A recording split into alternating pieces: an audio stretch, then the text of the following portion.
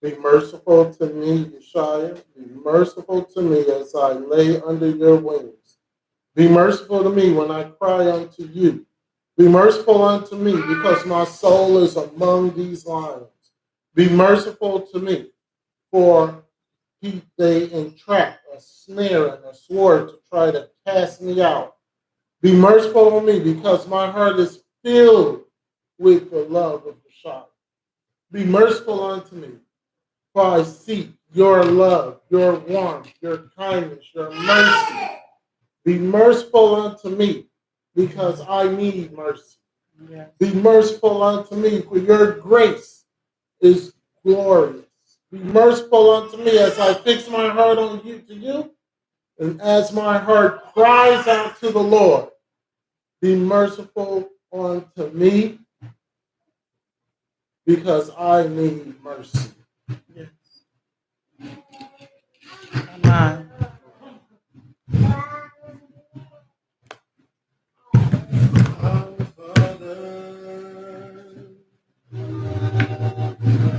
Which art in heaven, hallowed be thy name, thy kingdom come, thy will be done, on earth as it is in heaven. Give us this day our daily bread, and forgive us for our debts, as we forgive our debtors.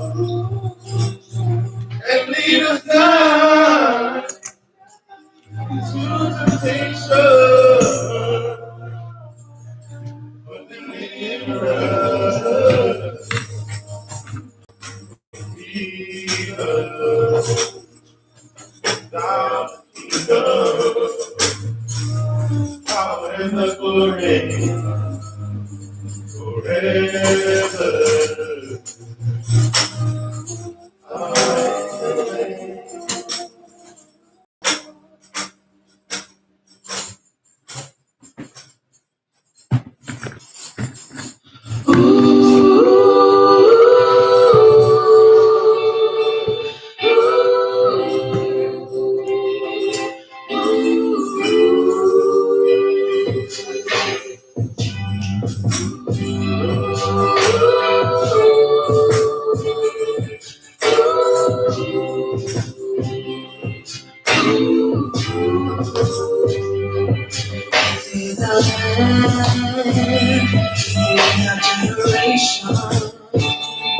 Living harmony, desire for inspiration.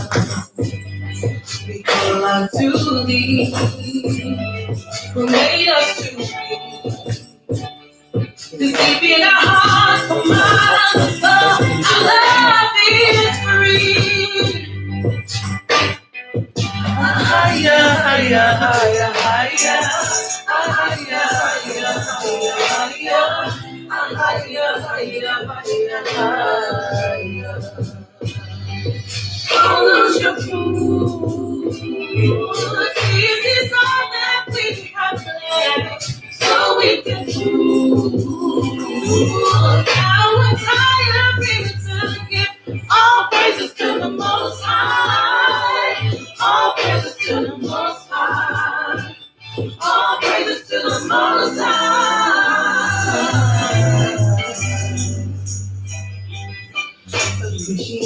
dedication, sacrifice community and its vocation. So everywhere you say the things you do, remind yourself that consequences come with you. I'm not here to judge, but you guys. There's no other you gotta fight. I'm just here to make it to now right. Stand together, we work together. Take your body, something made us happy. We got that brown king, and that's all that's brown night, was given from my God. We from the lost tribes, the tally is my promise now. Now each night, praise you, see our one.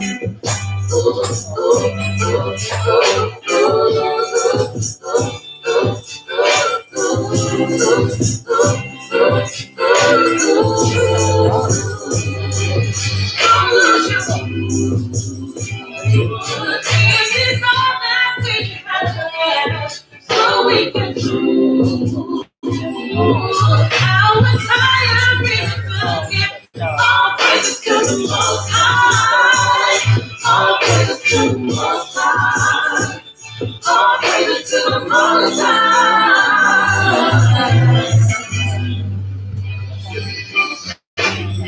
These are specific people. Why do you reject God? Never pray, never follow the commandments, and never keep it the Sabbath for you to the people. Stays God, always people, but no peace enough. Never eat by easily get heated up. Did you beat him up? Did the enemy controlling us, defeated us? Straight up. Not the religious, no with the vision. We on the mission trying to get around with people. Even the brothers, we should be helping each other instead of the blood to cover through the evil. But people are stopping nonsense. Think about the next generation. If the foolish believe and the knowledge of the what's going to be a messed up situation. And where we gonna rise up? Every past the way. Don't wait, I'll take the time stand up. I promise you will be okay. When are we gonna rise up? Every past the way. Don't wait, I'll take the time stand up. Come on, guys, calling you.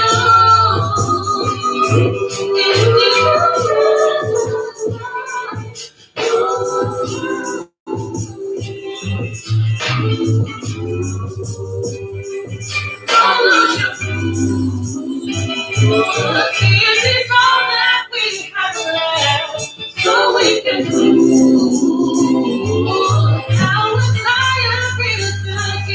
all praises to the Most High. All praises to the Most High. All praises to the Most High.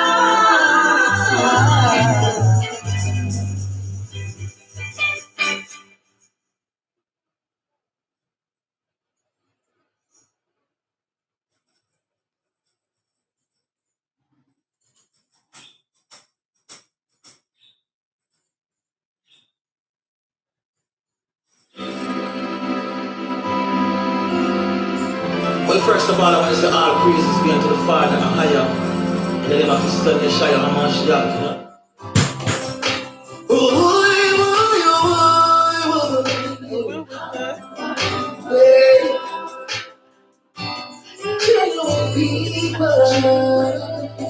Genuine people, it's genuine love.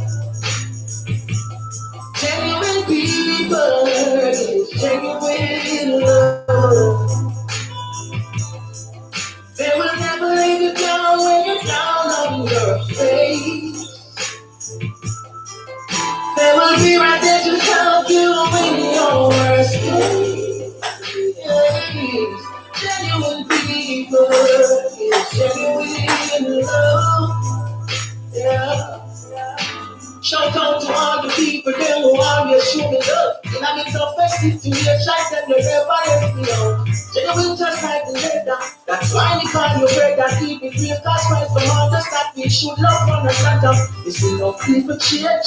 Big fortune and fame. And when we like these steps in them, see their heart takes and feel. But greater love has no hand and kiss the shy lay down his life just for his grace. Cause genuine people is genuine love. Genuine people is genuine love. They will never leave you down when you're down on your face.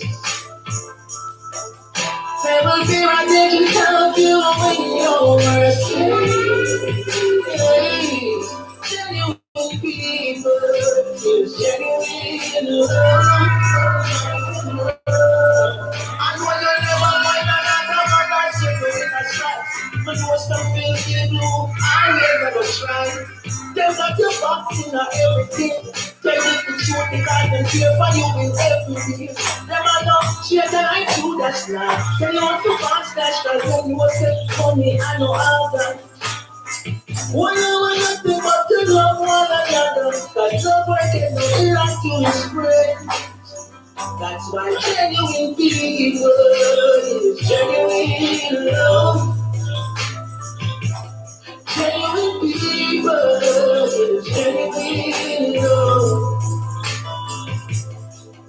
They will never leave you down when you're down on your face. And they will be right there to help you in your worst day. Yes, genuine people, genuine love, genuine love, yeah, genuine people, genuine love.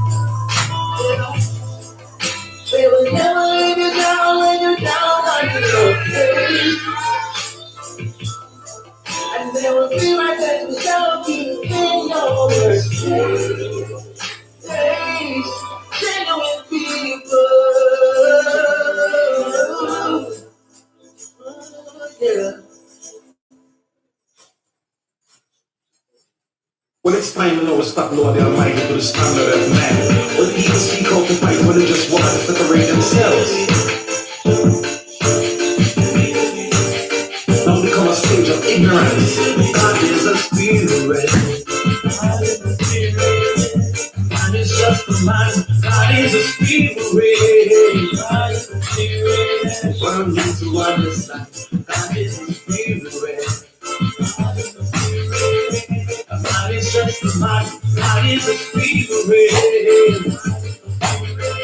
Well, you need to understand. Making in the name of freedom every day. Be separating themselves.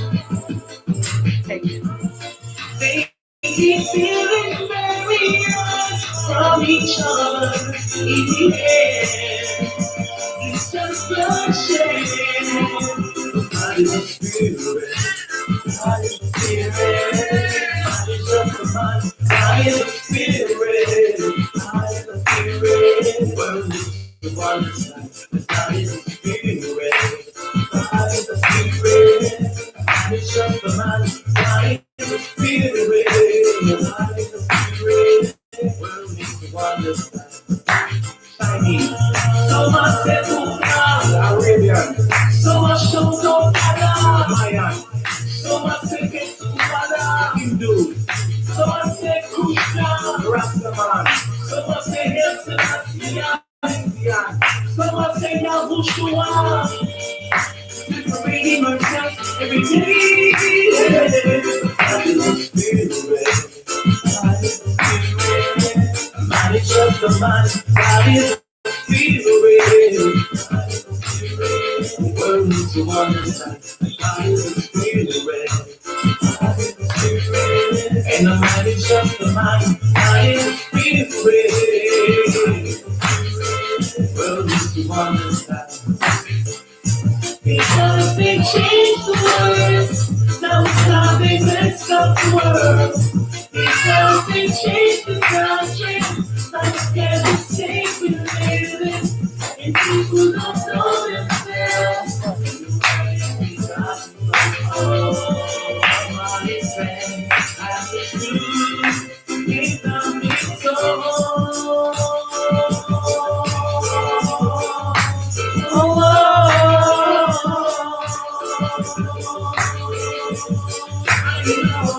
God is a spirit.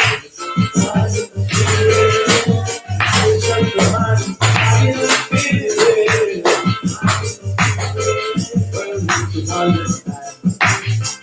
When you wake up every day, keeping praise to the Most High, and from the spiritual realm, getting all that deep, that rule of planets and galaxies, from all the mountains and the seas, the rivers and the trees, you know the birds and bees, the animals, the fruits and the seeds, in the creation of the universe, will never be reversed. That is the spirit. is a spirit. The word means to understand. God is a spirit. And the mind is just a mind. God is a spirit.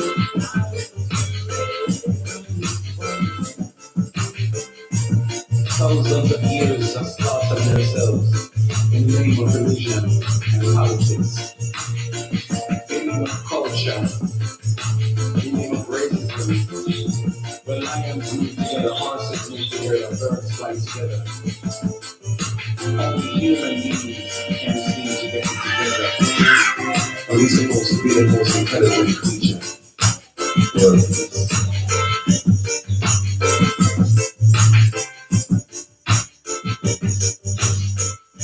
Okay, take it.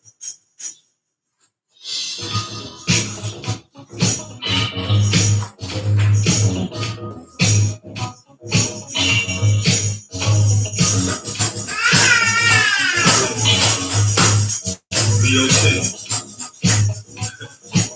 Give me some music. Let me praise the Most High. Gonna be alright. You know what I'm saying? Yeah.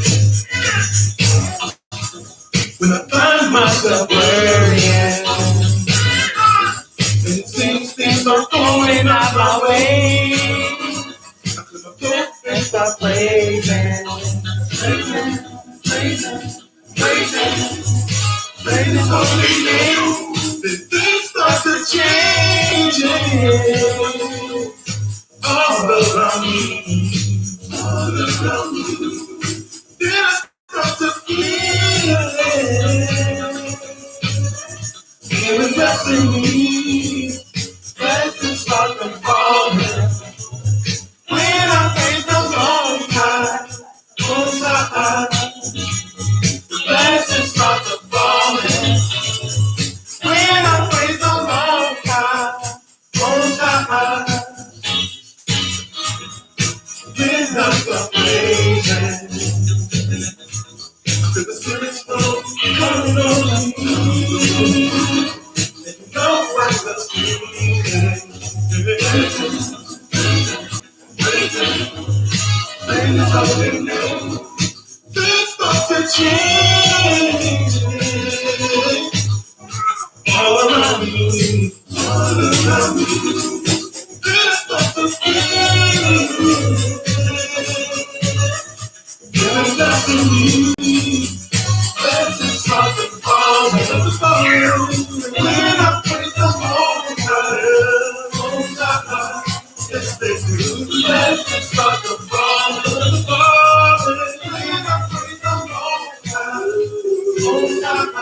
when I praise the Most High, start to fall. Hey, when I praise the Most High, they fall in all the time. Yeah, when I praise the Most High, when I praise the Most High, yeah, I praise the Father, saving blessings, the falling around me. Woo! If I need a financial breakthrough, if I need joy in my life, if I'm having a bad day, need to be free. If I'm having trouble in my life, you know, the Most High gonna be there. All I gotta do is pray. You know what I'm saying? Blessings start to fall. It's a blessing. When I praise the Most High, keep on falling. Hey, the blessings start to fall. It's falling. When I praise the Most High. Oh, yeah, if I need a healing, yeah, like I'm going to Father, hey, my name I'm praying, yeah, I praise the Lord, time on time, and everything's fine. Hope the blessings stop falling, stop praising the Most High, stop praising the High, yeah, woo. If you want the blessing, you want the blessing, stop praising the Most High, the Most High, yeah, yeah,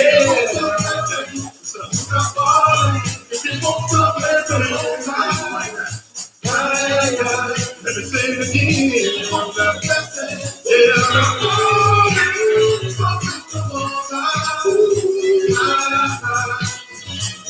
The blessings just keep falling. When I praise the Lord. Hey, yeah.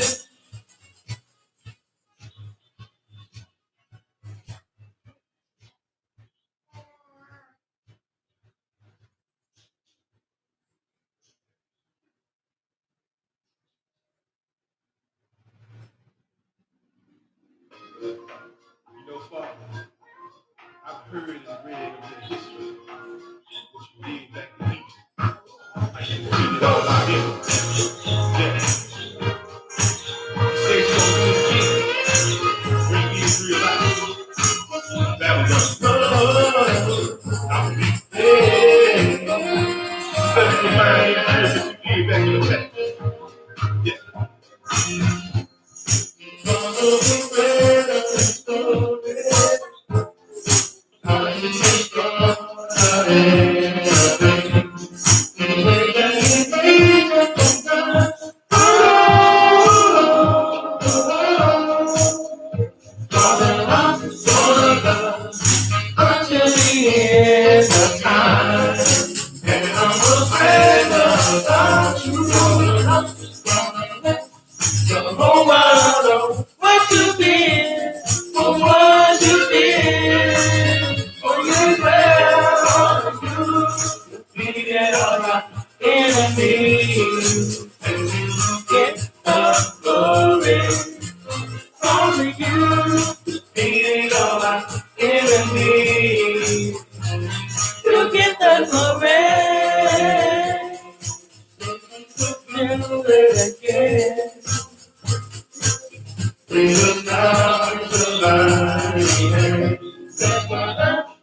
back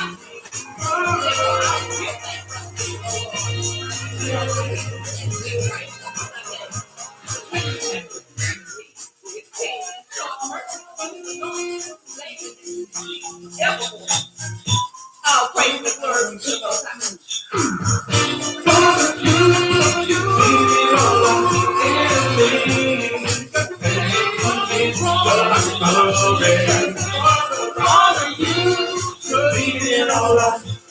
the past.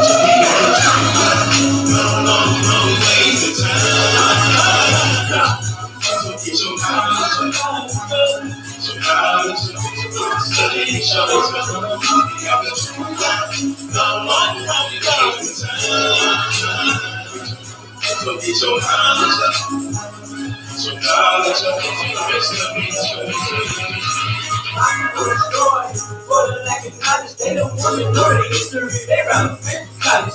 Nah, I ain't the smartest, but you're sweating. I'm a scholar, better get your knowledge up and get your precepts together.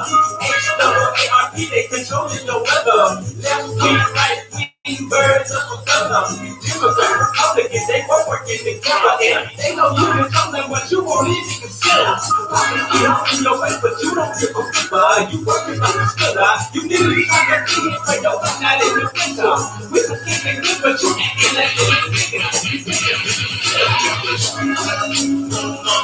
thing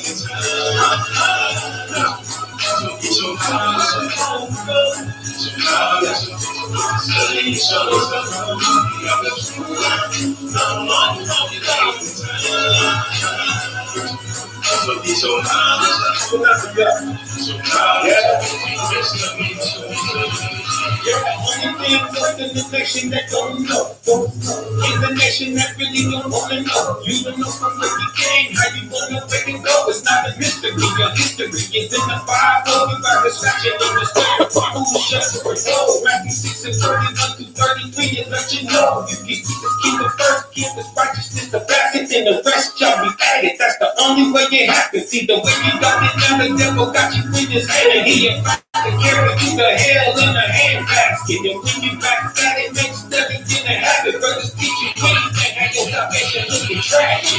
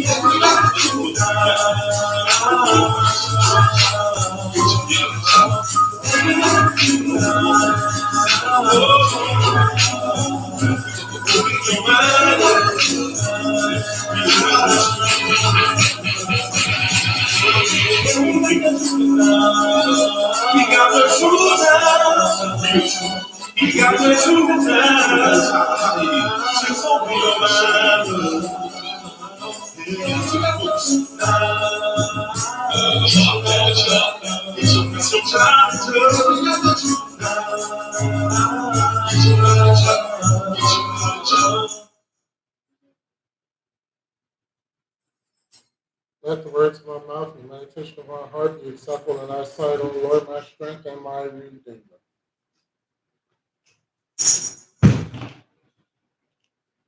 So we give glory and praise to Ahaya, Yeshaya, and the Holy Spirit. Before we get into this lesson, I'm going to say this. You that are on live stream and you that are sitting here, you better get your acts together quickly.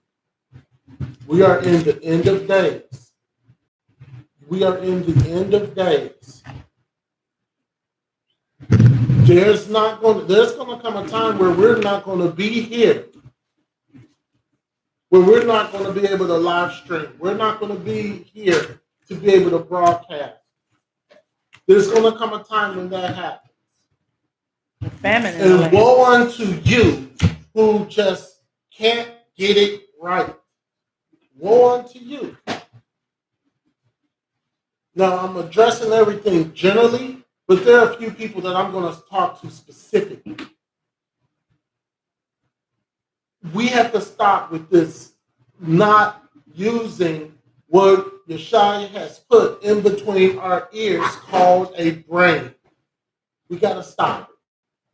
Or else you all are going to find yourself, and I'm not including myself in this one, you all are going to find yourself in a lake which burneth the fire and brimstone.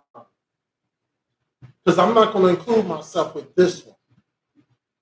We better get our acts together. We better get our acts together really quick. Or else Yeshaya is going to blaze fire on some people. We're going to go into health and healing, but first we have to do a couple of disclaimers. First disclaimer is copyright disclaimer under Section 107 of the Copyright Act of 1976. Allowance is made for fair use for purposes such as criticism, comment, news reporting, teaching, scholarship, education, and research. Fair use is also permitted by copyright statute that might otherwise be infringing. I have to put that disclaimer out there because we're using other people's videos. Another disclaimer that we have to put out there. This video is for informational purposes only and is not intended to be a substitute for professional medical advice, diagnoses, or treatment. Always seek the advice of your physician with any questions you may have regarding a medical condition. Always consult your physician before starting any exercise program or doing anything in this video contained in this video. Always stop if you experience pain, discomfort, or difficulties performing anything described in this video. So we have to put these disclaimers out there before we get started. So let's get started.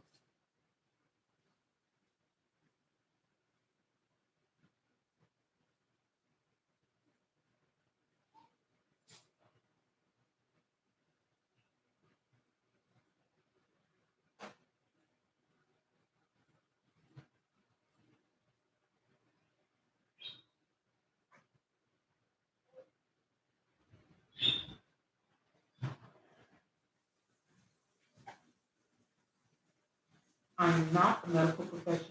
The information provided in this video is for information purposes. Please consult with your healthcare provider for medical advice. In this video, I'll be going over the general process of how to cleanse and revitalize the body. There have been some of you who have contacted me and just want to know the general process for anyone who would like to do this, even though you may not have any diseases or illnesses that you need to heal from. The same process can be used as well for those of you who do have illnesses or diseases that you need to heal from. However, the revitalizing herb may have some additional herbs that you can add that target your specific condition. I recommend that you incorporate those individual herbs in addition to the herbs that are mentioned in this video. There are certain steps in the healing process that cannot be avoided if you want results. These things will always remain the same regarding of any disease that you want to heal from. You will need to cleanse. This includes consuming Irish moss, spring water, cleansing herbs, alkaline fruit smoothies, as well as alkaline juice, including green juice or green smoothies. You will need to revitalize, which is basically after you complete your cleanse, your detox or fast, or what have you, you want to make sure that you consume herbs that help to nourish and replenish the body while strengthening the immune system. This is also when you would take the herbs that target your specific condition. And you want to make sure that you follow up by eating foods from Dr. Sadie's Nutrition Guide. There is a link in the description box below to download a copy. There are two parts of healing. One, you must cleanse the body. The body must be cleansed on an intracellular level through detoxification in order to purify each cell in the body and remove mucus. Two, you need to revitalize the body. The body will then rebuild and rejuvenation will take place. You want to consume lots of sea moss and iron during the revitalization.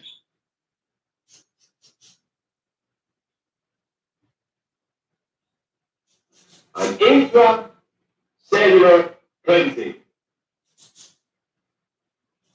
Self-explanatory. Cleaning every cell that makes up every organ and system that covers the biological you, meaning cleaning all of you.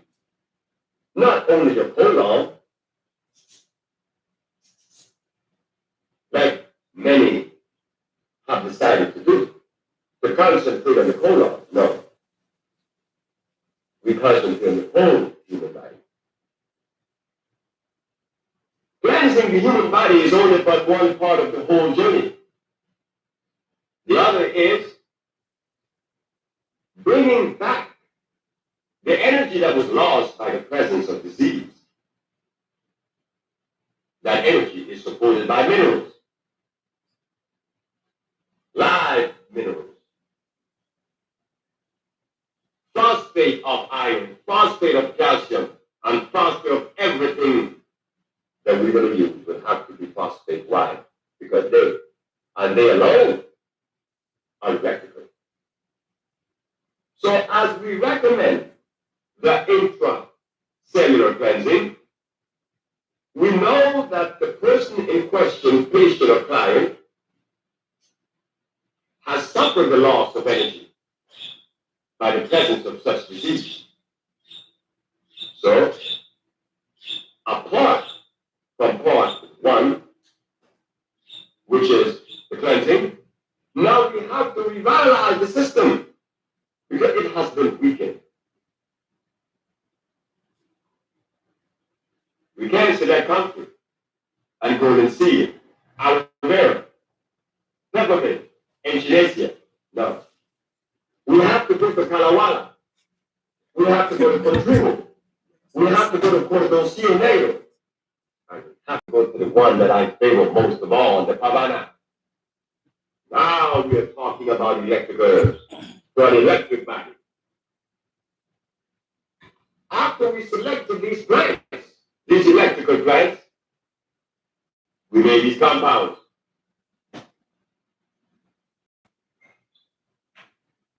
In administering these plants, these compounds, we see that immediately, in less than 24 hours, our patient is saying, I am already feeling the effect of these medicines or this food. Why? Because they are electrical. So, there is an intracellular cleansing and the revitalizing of the cell. According to Dr. Sadie, in order to rid the body of disease, we must cleanse the skin, the liver, the gallbladder, the lymph glands, the kidneys, and the colon. So what is a cleanse or a detox? Detoxification is considered a type of alternative medicine treatment which aims to rid the body of toxins, which are substances that have accumulated in the body and have undesirable short-term or long-term effects on the individual's health. There are several different ways that you can detox. The most common is through fasting, and there are various fasting methods, which include water fasting, liquid fasting, which is where you would consume juices and things like that you put through a juicing machine. There's also smoothie fast, fruit fast, and a raw food fast. The fast that is recommended by Dr. Sadie is to fast for at least 12 days on sea moss, herbs, water, and fruit smoothies. You can also consume alkaline juice. And this basically means consuming these fruit and juice using ingredients that are on Dr. Sadie's nutrition guide. So how do you do a detox or a cleanse? Depending on the fasting method that you choose, you want to focus on only consuming the drinks and or foods that are specific to the fast that you choose for a certain amount of time. It's highly recommended that you also take cleansing herbs which help to accelerate the healing process. So for example, if you are doing a water fast for 3 days, you will only drink water while taking the cleansing herbs either in tea or capsule form. Nothing else should be consumed during those 3 days. While you are detoxing or cleansing, there are some symptoms that you may experience, including having a hard time sleeping, feeling cold and flu symptoms, tongue discoloration. You may have itching, rash, or outbreaks, aches and pains, changes in your bowel movement, low energy. You may feel mucus, which is quite common and a good thing. And some people experience low blood pressure. These are temporary and usually subside after the first week. So now I will go over the cleansing herbs that you should take while you are detoxing your body. Probably want to start taking Cascara notes. sagrada. It causes muscle contractions in the intestines that help to move stool through the bowels while stimulating the liver and pancreas secretion. Rhubarb root. It's a highly effective laxative that helps improve the tone and health of the digestive tract. It also cleanses heavy metals and kills harmful bacteria. Prodigiosa stimulates pancreas secretion, reduces blood sugar levels, and motivates fat digestion in the gallbladder while improving stomach digestion. Burdock root cleanses the liver and the lymphatic system. It also helps to eliminate toxins through the skin and aids in the filtering of impurities through the bloodstream. Chaparral cleanses the lymphatic system and the gallbladder. It also clears heavy metal from the blood and helps to treat diabetes. Dandelion cleanses the kidneys, gallbladder, and blood, and it also dissolves kidney stones. It provides relief from liver disorders, diabetes, urinary disorders, and it is rich in calcium. Elderberry removes the mucus from the upper respiratory system and lungs. It increases urine flow and induces sweating. Guaco cleanses the blood and cleanses the skin by promoting perspiration. It reduces inflammation, increases urination, and promotes healthy respiratory system. It is also high in iron, and it strengthens the immune system, and is high in potassium phosphate. The eucalyptus is great for cleansing the skin. It can be used for steaming and in a sauna, or you can just cleanse the skin through going into a sauna to promote sweating, or going out into the sun and allowing yourself to sweat that way naturally. Mullein cleanses the lungs. It removes mucus from the small intestines and activates lymph circulation in the chest and neck. A common question that I get asked is, how long do you detox or cleanse? The duration of a detox depends on the individual's tolerance and level of toxicity. Typically, it's recommended that you detox for 7 to 14 days. However, 1 to 3 months is best. Dr. Sebi fasted for 90 days when he was healed from diabetes. This is an extremely long time for most people. So Dr. Sebi recommends a minimum of 12 days.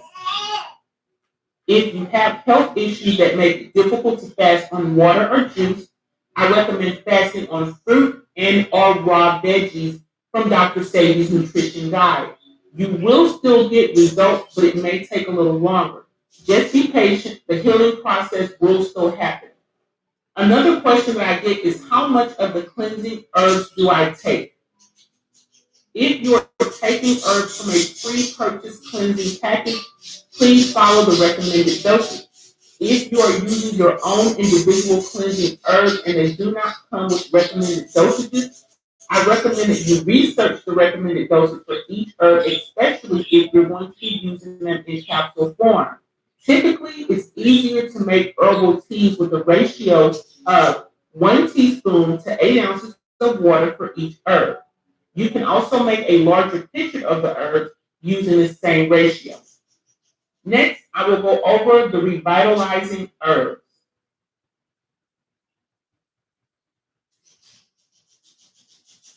Contrigo, which is also the vine of the Dutch flower, it helps to increase energy, increases appetite and circulation while improving the immune system. It also helps with constipation, indigestion, gastritis, parasites, and helps to regulate the menstrual cycle. Cornoncio negro, it helps to heal wounds, stops bleeding and vomiting, it aids in digestion, expels gas, kills germs, bacteria, and viruses, and reduces mucus. also used to treat gonorrhea, syphilis, and other sexually transmitted diseases. It also prevents the development of kidney stones and protects the liver. Kalawala boosts, calms, and heals the immune system. It also helps with fatigue, bladder problems, protects brain cells and skin, reduces inflammation, and it is also used for psoriasis, vitiligo, dermatitis, and multiple sclerosis. Havana is a very powerful purgative. It treats cancerous lesions and tumors. It helps with digestion problems such as dysentery, helps with joint pain, nerve pain, gout, and eczema, along with many other conditions. In addition to these revitalizing herbs, Dr. Sadie also recommends sarsaparilla root, which is the best source of iron and is necessary for healing. I recommend you making if you could possibly get that. It also targets herpes and it purifies the blood. Irish sea moss is also highly recommended by Dr. Sadie because it contains 92 of 102 minerals that the body needs, including zinc, magnesium, iodine, bromine, calcium, iron, phosphorus, potassium, and selenium. Wild crafted is best. So, when do you take the revitalizing herbs? It's generally recommended that you fast for 14 to 30 days. Dr. Sadie does recommend that you fast for a minimum of 12 days. Whether you detox for 1 week or 1 month, you will benefit from a cleanse. The amount of time that you choose to cleanse does greatly help with the healing process, but it is not the only factor. As I mentioned before, the longer the fast, the better. However, you don't want to overdo it. So if you have medical conditions that prevent you from safely fasting, you want to do whatever works for you and is comfortable and most safest for your condition. Whenever you choose to end your cleanse, you should start consuming the revitalizing herbs immediately after. For the best results, it is highly recommended that you eat the foods on Dr. Sadie's nutrition guide. I do have a link in the description box below this video where you can download your copy. I do offer many alkaline herbs as well as a total cleansing package on my website, www.alkalinemineralideas, or you can visit www.allnaturalhealing.com. There will be links in the description box below to go to the website. Okay. So get the general idea. So in this lesson, we're going to start to talk with oils, and then we're going to talk about minerals. The reason why I started off with that video is because a lot of the minerals that she mentioned is what we're going to go over. And deficiency in these minerals can lead to long-term bad health. And so we're going to start with essential oils, and then we're going to switch to minerals. Now, like you said, if anybody out there is dealing with any type of sicknesses or diseases, it may be a good idea to, if you go to your doctor, to have them to check your blood to see what or if you are a deficiency of anything. Because you could be on long-term, you could have been on a medication for 2 or 3 years and you're not getting any better. And what could be going on? Your body can be deficiency of something. And all you need is whatever mineral or vitamin whatever, to be healed of that.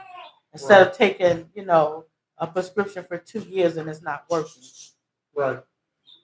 We're going to get to that in the second part of this lesson to identify what you are deficient in and how to get healed from that deficiency. So for the past few weeks, we have been going over food, we've been going over plants, we've been going over herbs, we went over the dietary law, we've done all this. It's to benefit and to try to assist with our health. When you're healthy, you're able to serve. And maybe that's the issue, and maybe that's the problem. Maybe we're not mentally or physically well. And in fact, I know that we are not mentally or physically well.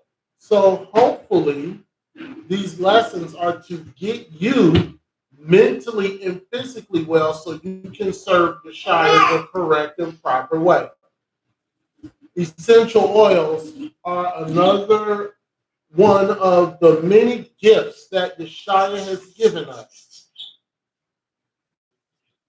As the Bible states, he gives us plants for healing. There are over 200 aromatics, incense, or ointments that are mentioned in the Bible. We're not going to go through all 200, but there's a lot. Yes, this lesson is going to be video heavy.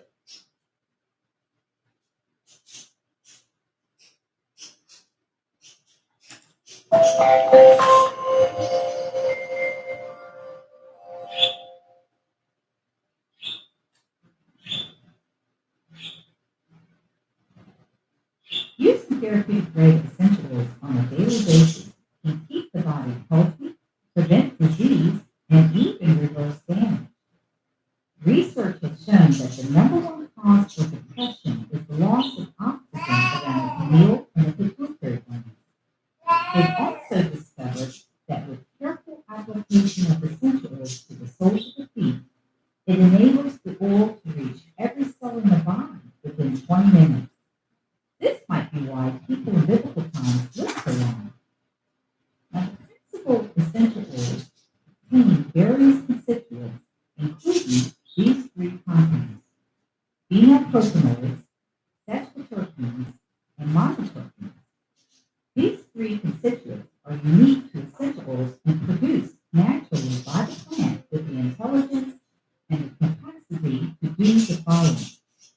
Phenylpropanoids cleanses the receptor sites.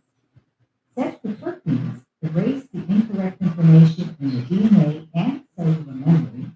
And monoterpenes are known for reprogramming the cellular intelligence back to God's original plan with the correct information. Sesquiterpenes have the ability to carry oxygen to the brain and stimulate the pineal and the pituitary glands. Now, 3 of the 4 oils in the world with the highest known concentration of sesquiterpenes are, in fact, biblical oils, and they are cedarwood, sandalwood, and spikenard. Can't hear what they're saying.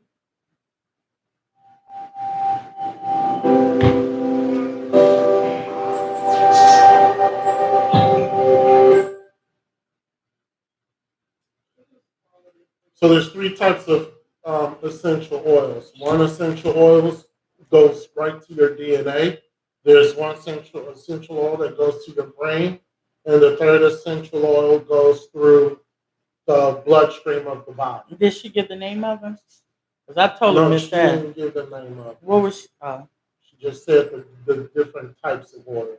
I didn't get that either. Ezekiel chapter 47, verse 12 says, "And by the river, upon the bank thereof, on this side and on that side, shall grow all trees for me, whose leaf shall not fade, neither shall the fruit thereof be consumed. It shall bring forth new fruit according to his months, because their waters they issue out of the sanctuary, and the fruit thereof shall be for meat, and leaf thereof for medicine." Can you hold on a minute? I need to get what that video was saying. I didn't get it. Someone was what? What was the video No, saying? I'll just go back.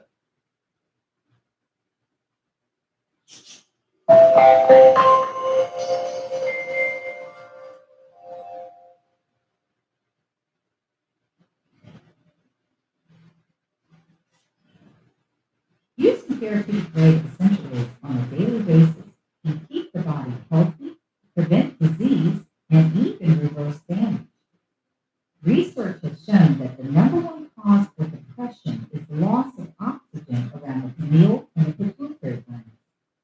They've also discovered that with careful application of essential oils to the soles of the feet, it enables the oil to reach every cell in the body within 20 minutes. This might be why people in biblical times lived so long. Now, the principal essential oils contain various constituents, including these three compounds: phenylpropanoids, sesquiterpenes, and monoterpenes. These three constituents are unique to essential oils and produced naturally by the plant with the intelligence and the capacity to do the following. Phenylpropanoids cleanses the receptor sites. Sesquiterpenes erase the incorrect information in the DNA and cellular memory. And monoterpenes are known for reprogramming the cellular intelligence back to God's original plan with the correct information. Sesquiterpenes have the ability to carry oxygen to the brain and stimulate the pineal and the pituitary glands. Now, 3 of the 4 oils in the world with the highest known concentration of sesquiterpenes are, in fact, vegetable oils, and they are cedarwood, sandalwood, and spikenard.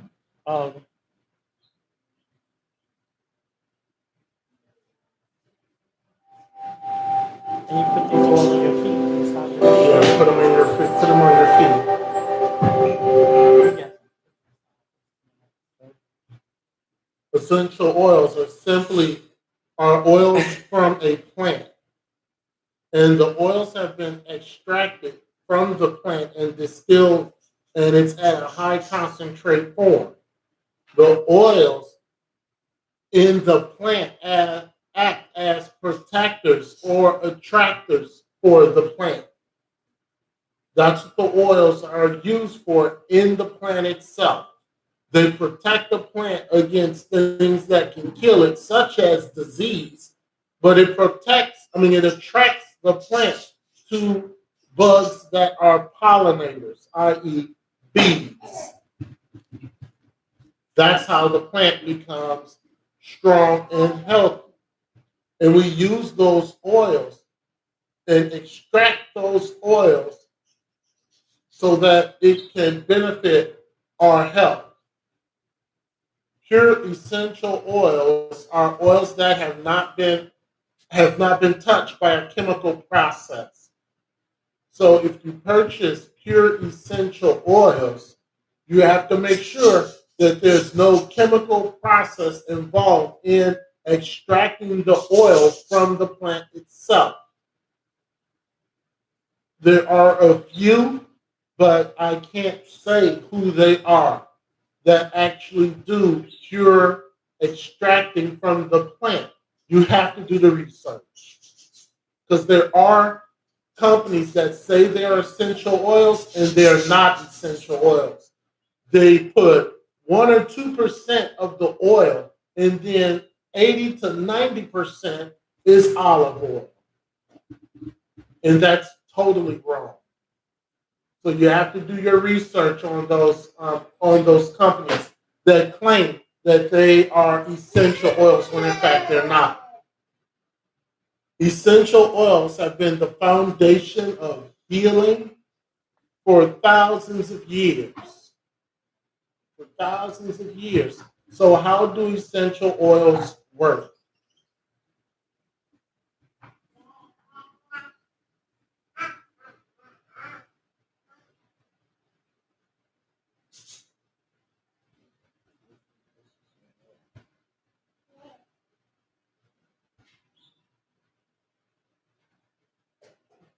I'm going to answer your top essential oil questions so you can get the most out of your oils.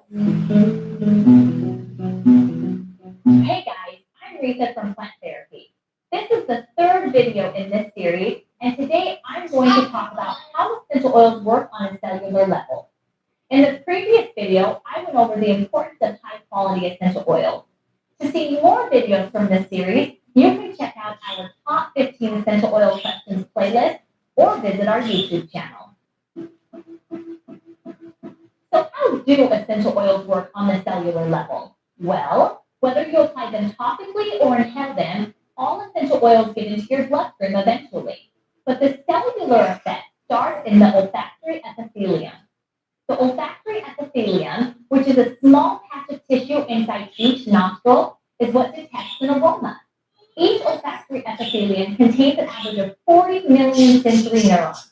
Each of these neurons contains olfactory cilia, which are bathed in mucus and odor-binding proteins, essentially enabling them to grab onto the odor. They are the chemical receptors of the cell. Next, an aroma travels from the olfactory epithelium to the olfactory cortex, the part of the brain responsible for the conscious perception of smell. It then travels through the limbic system to the reticular formation, where the aroma is analyzed. Finally, the aroma is stored in the hypothalamus, the part of the brain responsible for keeping the body in a stable, constant condition. The olfactory bulb becomes saturated rather quickly, which is why the oil's effect on your mood seems almost instantaneous and can trigger many emotions and memories. Our olfactory systems are amazing. So how long does it take for essential oils to absorb? Well, absorption rates all depend on the oil or oils you're using. Lighter oils like citrus will absorb faster than heavier oils like vetiver. When you're applying your diluted essential oils topically, the carrier you use can also affect how fast your oils absorb. For example, aloe vera jelly, lotions, creams will absorb more rapidly than carrier oils. And lighter carrier oils like grapeseed will absorb faster than heavier carrier oils like jojoba. One of my personal favorite carrier oils is fractionated coconut oil because it's so versatile. I like to use it in my pre-diluted roll-on. One of the most common questions we get at plant therapy is, can essential oils cure what I have? Essential oils can't cure diseases, and they're not a replacement for modern medicine. Instead, essential oils can help address a wide range of symptoms and concerns when used correctly. The aromatic compounds of essential oils can and do have an effect on the brain on a cellular level. Once the smell or aroma enters our brain's olfactory cortex, it moves on to stimulate the limbic system and is then stored in the center of the brain. So basically, if you love a certain smell, that smell will have a positive effect on your emotional well-being, and that is how the science of aromatherapy works. A great example of this are those smells that can trigger happy memories, like the scent of a pine tree that reminds you of Christmas or your grandma's cedarwood chest. Essential oils can also affect your body. Oils help address many common concerns, such as skin irritation, seasonal threats, digestive issues, and discomfort from aging joints. Are you having trouble sleeping? There's an essential oil for that. My favorite is Plant Therapy's Relax Energy. It helps calm my mind when I'm trying to fall asleep so I can fall asleep more quickly. Essential oils can also help aid in relaxation, energy, and focus, or even help calm nervous energy and worry. I like to use vetiver. The instant I smell vetiver, my mind and body calms down. So basically, helping ease these common concerns helps your body return to homeostasis and a natural balance. And who doesn't want that? If you have any more questions on how essential oils work on a cellular level, just let us know in the comment section of this video, and one of our certified aromatherapists will get back to you. Also, check out video number 4 and subscribe to see our newest videos. Thanks for watching, and I hope to see you again soon. Okay, so hopefully we have an understanding now on how they work. And essential oils really work the fastest through the nasal passages or through your feet. I think is it the bergamot? It's one that clears clogged arteries. And I forgot which one. It was years ago. I had used some. I put some in the essential oil diffusion in our bedroom. And when I went to sleep, a couple of hours later, I woke up throwing up, I kid you not, oil. So I think it's for clogged arteries. I forgot which one it is. But I tell you that I felt a lot better. I don't know what it did. I woke up throwing up a whole bunch of oil. It was oil. because the oils come through. Now, let's understand something, and I'm going to repeat this. Now, I'm only going to say this once. Oils don't replace the sin that you continually do. That's not going to work. If you're continually sinning, then you could bathe yourself in oils, and it's not going to help you. You have to stop the sin in your life. Then you can use the oils and deliverance to benefit from getting rid of the sicknesses and the diseases. Okay? Modern medicine has no great gifts, but the oils is a wonderful gift from Yeshua. Strong attraction for many connecting with our biblical ancestors, and that connection can really draw us into natural remedies, knowing that thousands of generations have turned to the same healing as we do today. It has not changed. It has not changed from biblical times, from what they call medicine, to modern day times on what we call essential oils. When Yeshua himself gives us plants for healing, we should use them. We should use them. Truth of the matter is that back in Bible times, they didn't have essential oil. They didn't have anything to extract oils from plants. So what did they use? They used resin.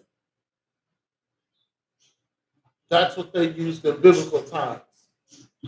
When Yeshua got the gifts of gold, frankincense, and myrrh, they were not oils because they didn't have oils back then. They had resins back then. What is a resin? I'm glad you asked that question. A resin is a polymer chemical or material. Resin is a solid, highly viscous substance of a plant or synthetic origin that is typically converted into polymers. Resins are usually mixtures of organic compounds. Plants secrete resins, and that's what they use. So the frankincense plant would secrete this thick resin, as in the picture, and that is what they would use, or myrrh, or hyssop. These plants would excrete the resins, and that's what they would use. They would gather the resin, and then that's what they would use. They did not have anything to mix as far as oils. Yes. Is that kind of like tree sap or It would be like tree sap. Can you eat tree sap? No. You can't eat all tree sap. Like No. syrup, you can, but Maple is a sap. But no, you can't eat all tree sap. you ate some sap from a tree. How do you even know what it was? Yeah, but not all saps are to be digested. Ingested. What was it? Do you know? Wow.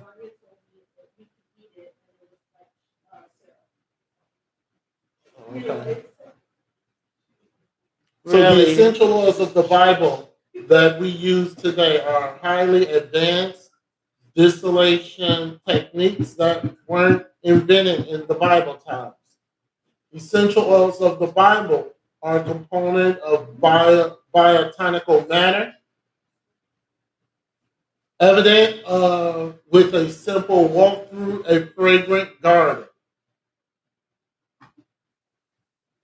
They would get just by touching the rose with their hands, they would get therapeutic remedies just by touching the rose with the hand, because they would use the resin off of the flower itself.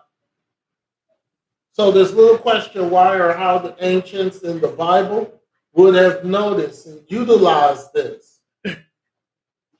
Oils themselves discussed in the ancient literature going back thousands of years ago. Rome was known for its baths, but they would use the eucalyptus in the bath. Mm-hmm. Greeks would use the same thing in their perfumes with oils. So would it be safe, or would it be like therapeutic to go to like if they have like a lilac festival, like a flower, like when all the flowers bloom and they put them all out and you can walk through? Yes, that would be therapeutic. You're just gonna Right. keep beating that thing, ain't you? You Because keep doing it. you get a multitude of flowers, especially lilacs, which are really scented, and that really helps with the mind. Amelia keeps bringing it up because they had a lilac festival. And I was like, I'm not going to that. There's no telling. I don't know what I said to her at the time. No, but I didn't feel like going. That would be very beneficial. And let me say this also.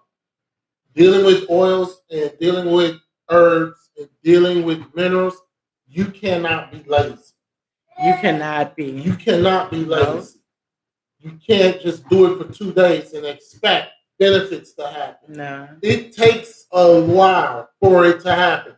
Now, the immediate impact, yes, there are immediate impacts. But over a period of time, that's why Dr. Sebi was suggesting a 2-week to 1 month 90 days fast. Yeah. Because you're detoxing things out of your cells, and you have billions of cells in your body.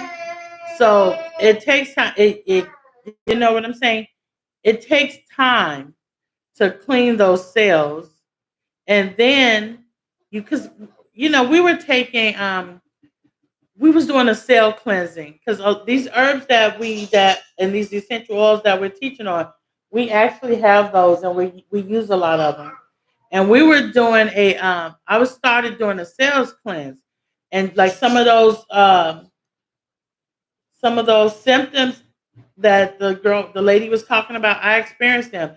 The first time I did a cells cleanse, I got so sick, and I did start having flu-like symptoms. And I'm like, man, does this supposed to do this? Like, is it working? Right. But what happened? I didn't have the full information because I did a cells cleanse for a week, but I didn't have the what is it called?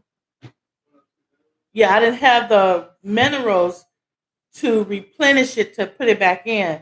So I did the cells cleanse, and I was sick for a while because I didn't understand what I had got rid of. Now I need to replenish my body.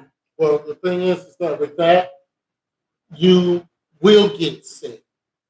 That's a part of detoxifying your body. So it's like a person that's on drugs, right? Or alcohol. So when you detoxing your body of that alcohol or the drugs, they call something they call DTs. I don't know, but they shake and they sweat and but you're not gonna.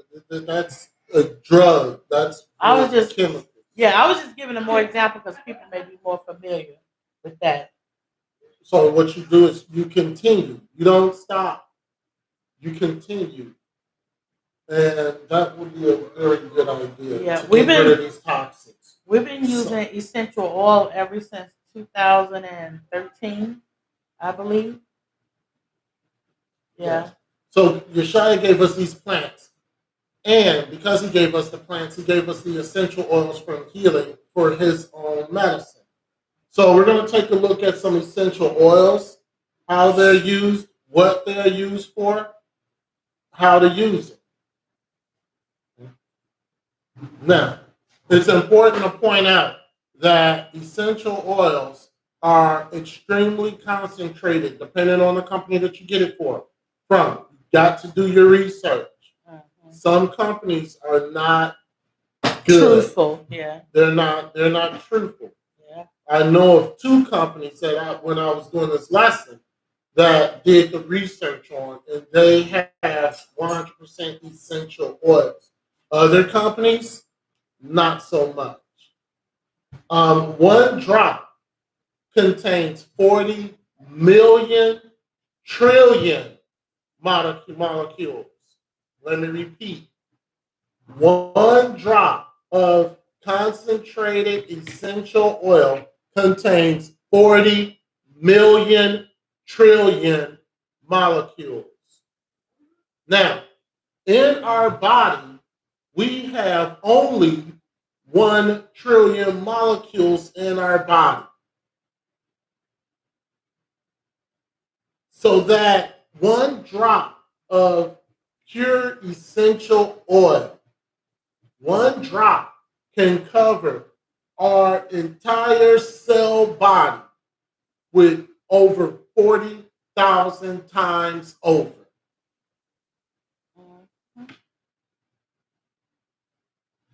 Over 40,000 times over. If we use the correct essential oils in the correct manner. Now, essential oils were first mentioned in the book of Genesis. The plants that the oils came from, at least. Joseph came to his brothers, and they stripped him of his robe, the robe of many colors. They took him and threw him in a pit. The pit was empty. There was no water. So we're going to go to Genesis chapter 37, and we're going to read verses 23 to 25. The first part of this lesson with the oils, we're going to be in scripture a lot. The second part with minerals, we're not going to be in scripture that much. We only got like 4 scriptures. But we're going to be heavy in videos at that part of the lesson with the deficiencies. Genesis chapter 37, verse 23 says, and it came to pass when Joseph was come unto his brethren, that they stripped Joseph out of his coat of many colors that was on him. And they took him and cast him into a pit. And the pit was empty, there was no water in it. And they sat down to eat bread, and they lifted up their eyes and looked, and behold, a company of Ishmaelites came from Gilead with their camels bearing spicery and balm and myrrh, going to carry it down to Egypt. So later on, we read that when Jacob sent his sons into Egypt for food, he told them to take some myrrh as a gift to the man in charge. And of course, the man in charge, which he did not know, was Joseph. So if we go to Genesis 43 and 11, it says, and their father Israel said unto them, if it must be now, so now, do this. Take of the best fruits in the land in your vessels, and carry down the man at present, a little balm, and a little honey, and myrrh, nuts, and almonds. So how were they in a famine? They had fruits and nuts. Yeah, but they didn't have plenty. They just barely had stuff. To be honest, your medicine cabinet should be filled with essential oils than traditional medicine. That's what your medicine cabinet should be full of.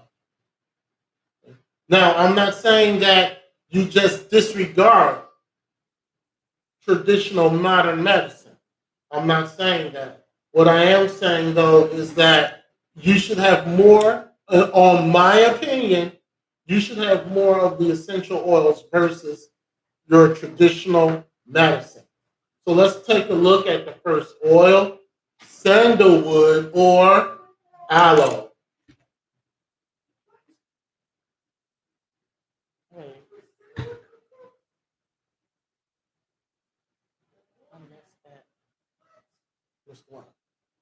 What you just said. I said, let's look at the first oil. Oh, aloe. Sandalwood or aloe. Aloe in the Bible is sandalwood.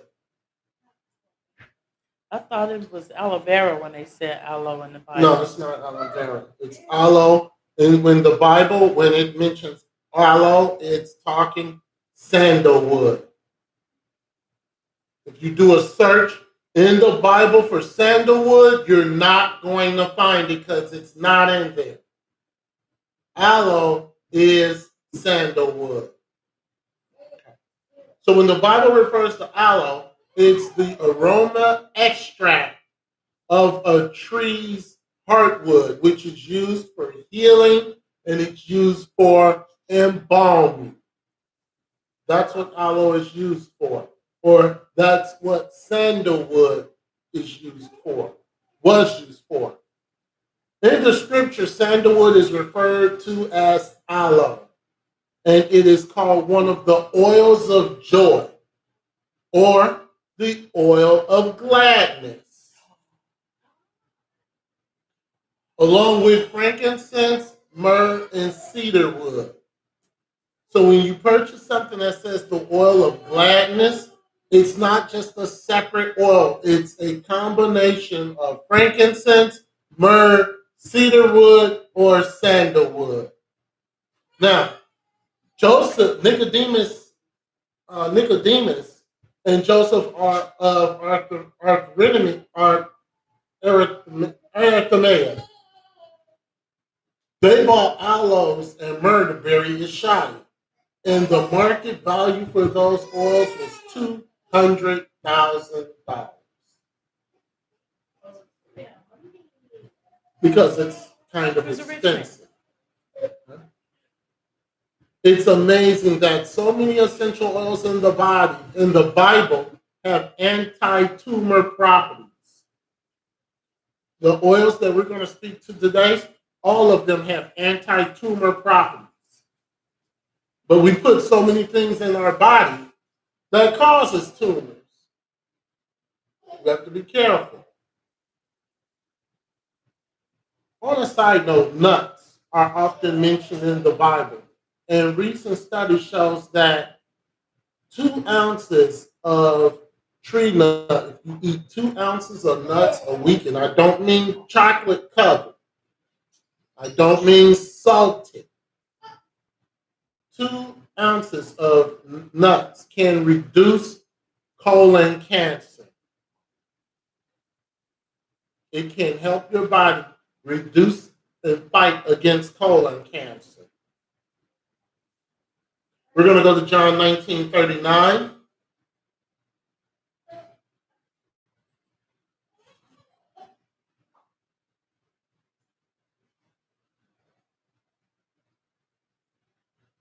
John 19:39 says, and there came also Nicodemus, which at the first came to Yeshua by night, and brought a mixture of myrrh and aloes about 100-pound weight. So imagine 100 pounds of essential oils. That'll be a lot of money. Mm-hmm. Now, how do we know that aloe is sandalwood? Well, let's see. First of all, let me ask a question. What does aloe today grow? Well, how does aloe today grow? And like, if it's actually, I don't know if I'm thinking of the right thing, but is it that green thing like a plant, right? Right. Okay. Is aloe the same as, well, because now I'm confused, because I thought aloe meant aloe vera, like the long aloe vera. Aloe in the Bible is current sandalwood. Okay, so that's not it. Aloe vera. That's different. That's a different type. That's a plant. Yeah. Right. Yeah, that's different. That's a plant. So how do we know aloe is sandalwood? Well, we just said that aloe vera is a plant. It doesn't grow on a tree. Right? Numbers chapter 24, verse 6. It says, as the valleys are they spread forth, as gardens by the riverside, as the trees of line aloes. Sandalwood grows on trees, as we're going to see in the next picture. which the Lord hath planted, and as cedar trees beside the waters. Okay, so aloes is sandalwood because sandalwood grows on trees. Aloe does not grow on trees. Aloe grows separately. It's a plant. Aloe vera.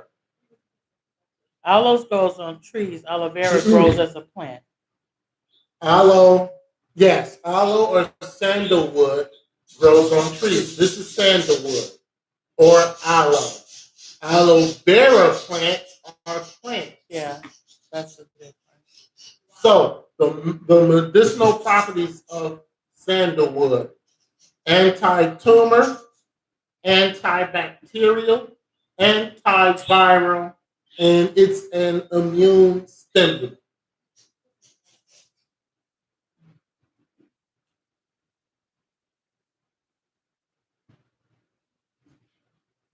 Sandalwood.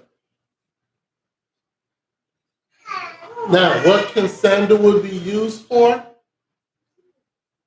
It could be used for cancer, viral infections, including herpes zoster, cold sores, human papillomia virus. It can be, those are viral infections. Oh, yeah. Skin conditions like acne, if you have wrinkles, if you have scars.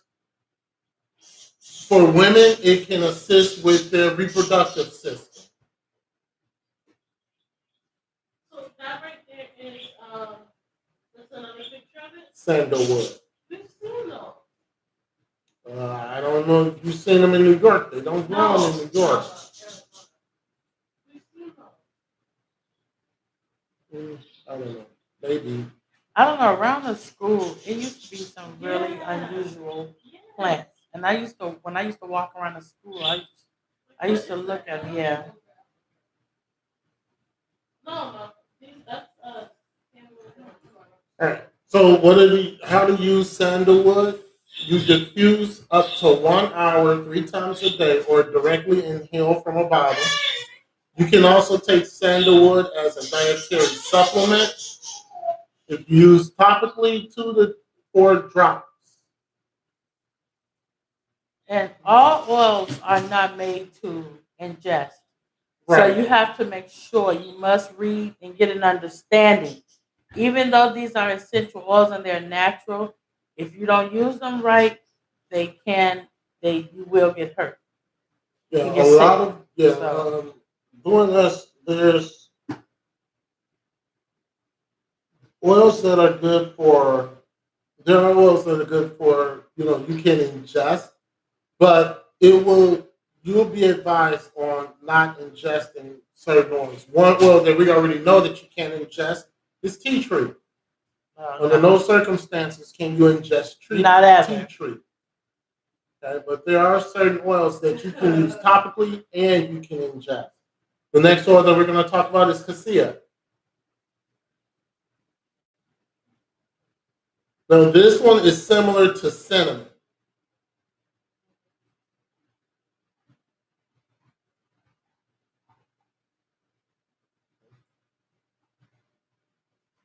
This one, our people brought out of Egypt when we fled Egypt from Pharaoh, and this is commonly used with myrrh and aloes, and they would use this to make their garments smell fresh.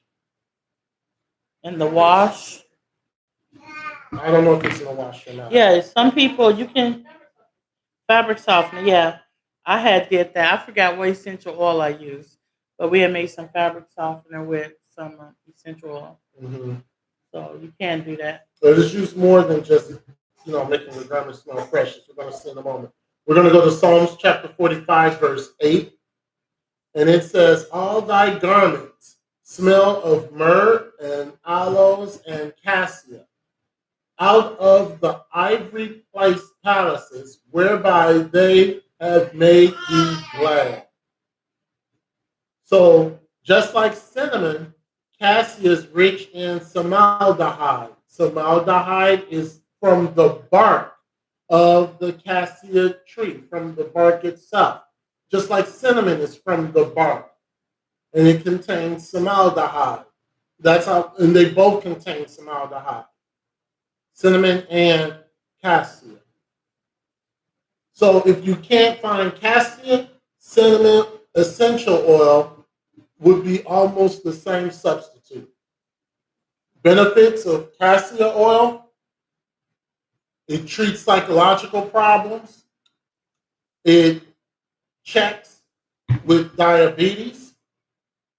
It boosts circulation and it alleviates pain.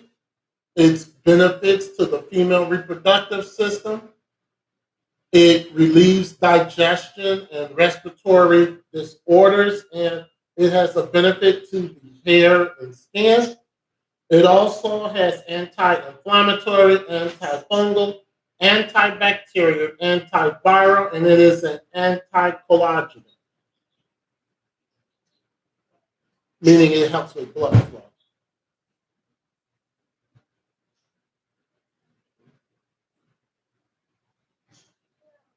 It can be used for cataracts, fungal infections like ringworm, arthrosclerosis, diabetes, and I got arthrosclerosis on here twice, but it can be used for that.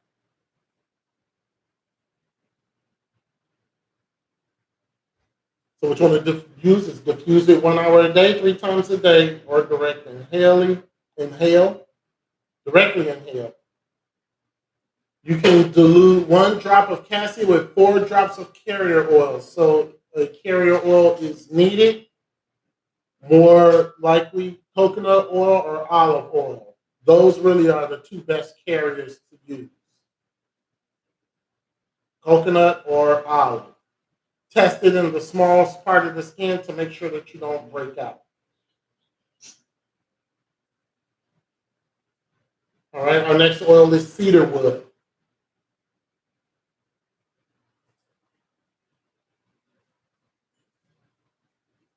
Now, cedar wood is especially strong.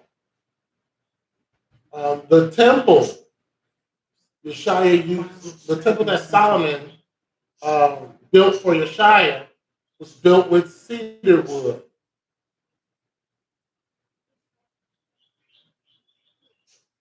Is that what you put in there? It's built with cedar wood. In the Bible, we read that cedar wood was thought to bring wisdom. It was thought to have ritual cleansing powers to it. It used as a medicine to heal skin conditions. It was used to heal leprosy. It was most as a burned wood for ceremonial purposes, meaning the sacrifices. They would burn wood. They would burn the cedar wood for the sacrifices, because cedar wood was supposed to be for cleansing and for purification. So we're going to go to Leviticus chapter 14, verse 4. That's what we have in the diffusion now, cedar wood. Oh. Leviticus 14 and 4 says, "Then shall the priest command to take for him that is to be cleansed 2 birds alive and clean, and cedar wood, and scarlet, and hyssop."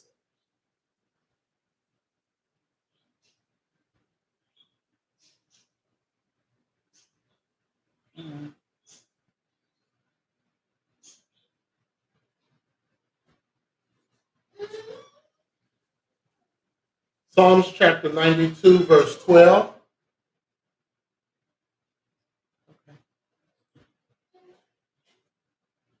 "The righteous shall flourish like the palm tree. He shall grow like a cedar in Lebanon." So if you diffuse cedar wood oil in aroma diffuser, it helps for sleeping. Cedar wood is good for helping with sleep. Cedar wood strong smell, you would want to combine it with a less aroma. If the cedar wood is 100% cedar wood, it's extremely strong. And what is it good for? Cedar wood is good for hair growth, dry scalp, antiseptic, arthritis relief. It's a deodorizer. It's a sedative. It's for skin conditions like eczema, cough relief. It's a bug repellent, stress reliever, fungal infections, and it helps with acne. Also, it helps with ADHD. It also helps when you have brain fog. It helps with hair loss, and it also stimulates the lymphatic system.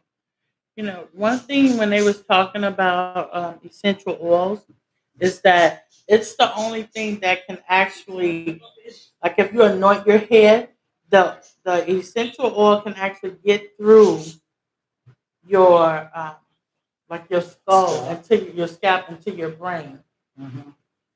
And they said that's the only thing that can do that like that. Because you know how we put grease on our hair, like that don't do nothing. You know, it don't go through your scalp. But a drop of essential oil. So a lot of times, that's why when we're praying mental illness out of people, we put the drop in the top of the head where the, what is it called? The pineal gland and all that is. But also, when I was in school for 5 years, I'm going to tell you something. Rose of Sharon, because it's supposed to help you, to learn and keep you sharp and keep your mind right. And I used to anoint myself every day with Rose of Sharon. We got something on Rose of Sharon. We have something very interesting about Rose of Sharon. Uh-oh. I shouldn't have said nothing there. Mm-hmm. Yeah, I knew it. All right, so essential oil, cedar wood. 2 to 4 drops directly to the desired area, so you don't need a carrier. You don't have to dilute it. If you're going to diffuse it, use 1 hour 3 times a day.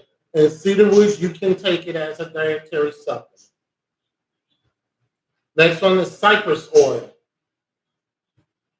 Now, cypress oil is known as gopher wood or fir. Because as you can see, that in the picture is a fir tree.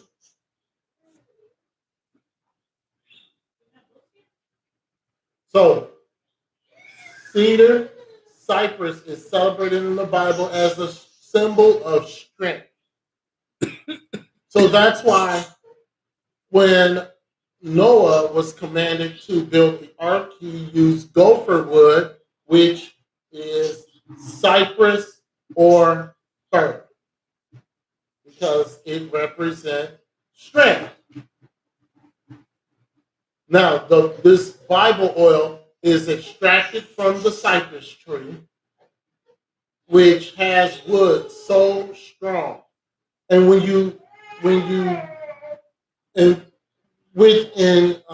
resin, this tree has a lot of resin on it. The moment that you touch it, you will get all kinds of resin on your hand. Okay? This tree is so strong that Rome's St. Peter Basilica, the doors are made out of this. And those doors have been intact for 1,200 years. This is how strong this wood is. So it's a wonder why Yeshua told Noah to build the ark with it.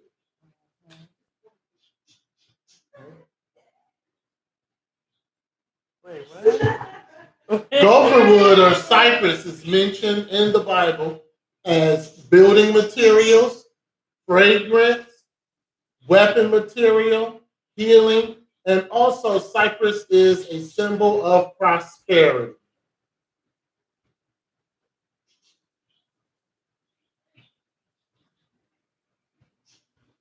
Genesis chapter 6, verse 14. Okay. Is my phone not hooked up? No, it's not because it's saying no battery. Genesis chapter 6, verse 14. It's not charging. Make thee an ark of gopher wood. Rooms shalt thou make in the ark, and shalt pitch it within and without with pitch.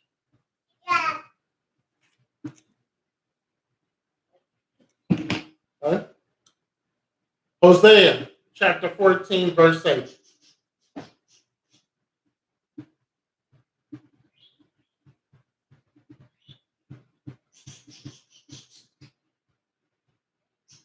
Ephraim shall say, what have I to do any more with iron? I have heard him and observed him. I am like the green fir tree. From me is thy fruit found. So the healing benefits of cypress includes it promotes blood clotting. It cures all kinds of spasms. If you have back spasms, cypress oil immediately will take away the spasms. I could have used some of that. It reduces heavy menstrual cycles. It increases the frequency of urination. Now, with the frequency of urination, why would that be important?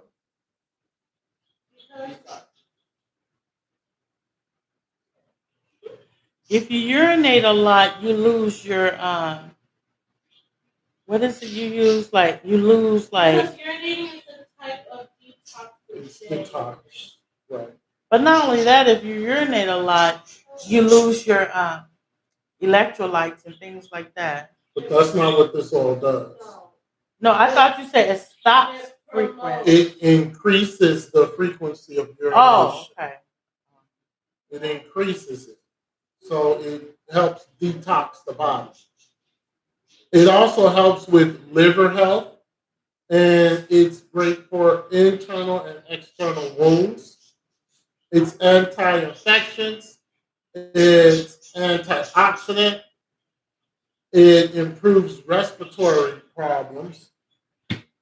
And it also causes sweating. Some people sweat too much already. It causes sweating, and sweating releases toxins out of the body. Cypress can be used for diabetes, circulatory disorders, grounding stability. That means if you have vertigo. And also it promotes emotional support. So if you're going through a grievous time, you can use it in a diffuser and smell it.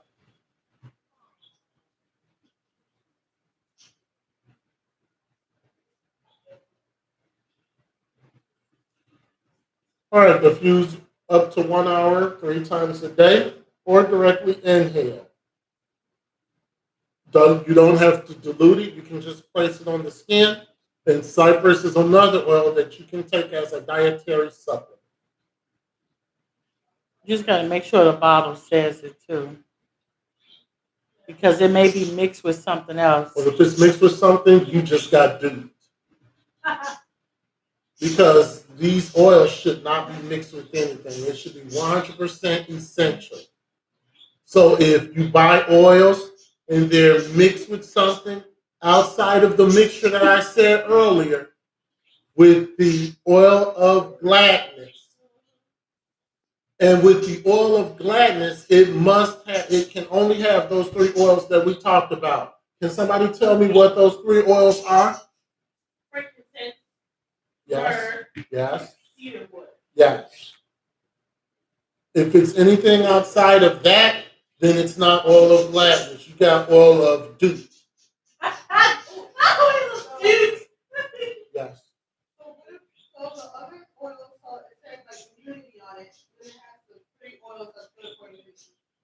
If those three, the majority of oils are good for your immune system, but you still want to check to make sure, because certain oils don't have the properties for the immune system.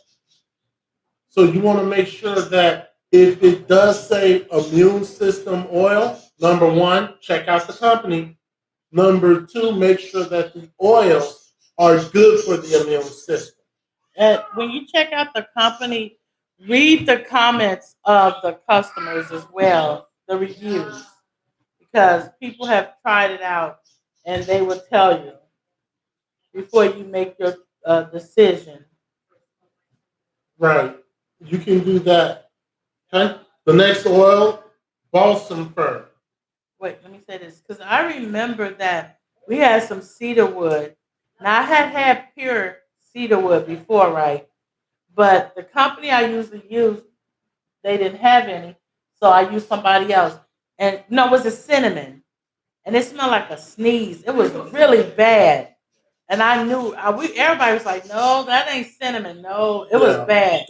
It smelled like a really bad." Yeah, it was bad. Yeah, because that's not what cinnamon smells like. So Right.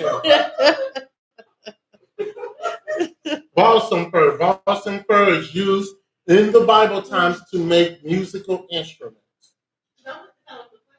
Balsam fir, yes, that's what it looks like. Let's see. Also, it's an oil that's used for anticoagulant.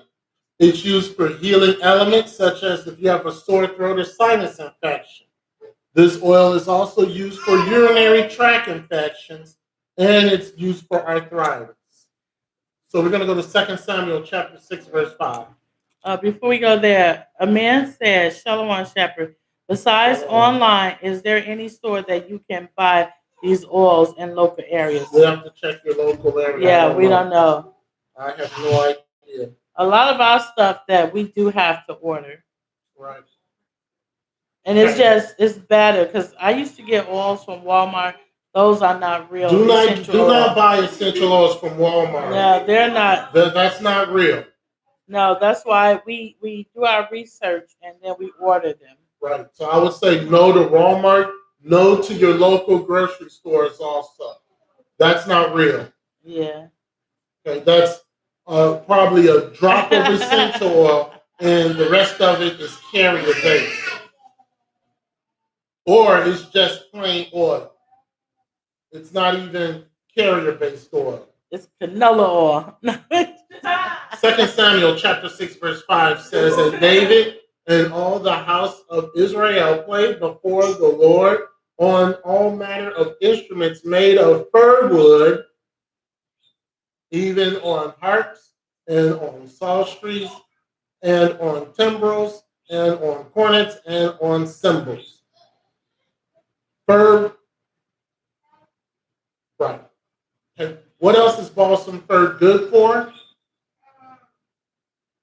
It's good for sinus infections, throat infections, cold and cough, bronchitis, asthma, fatigue, arthritis, inflammation, urinary tract infection, sciatica, relaxation of the body, and depression. So yes, you can ingest this also.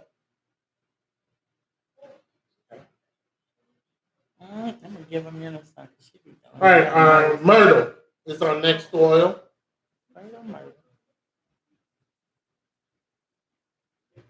Myrtle is used as a liver stimulant, prostate and thyroid stimulant, lung decongestion, sinus decongestion. It is anti-inflammatory.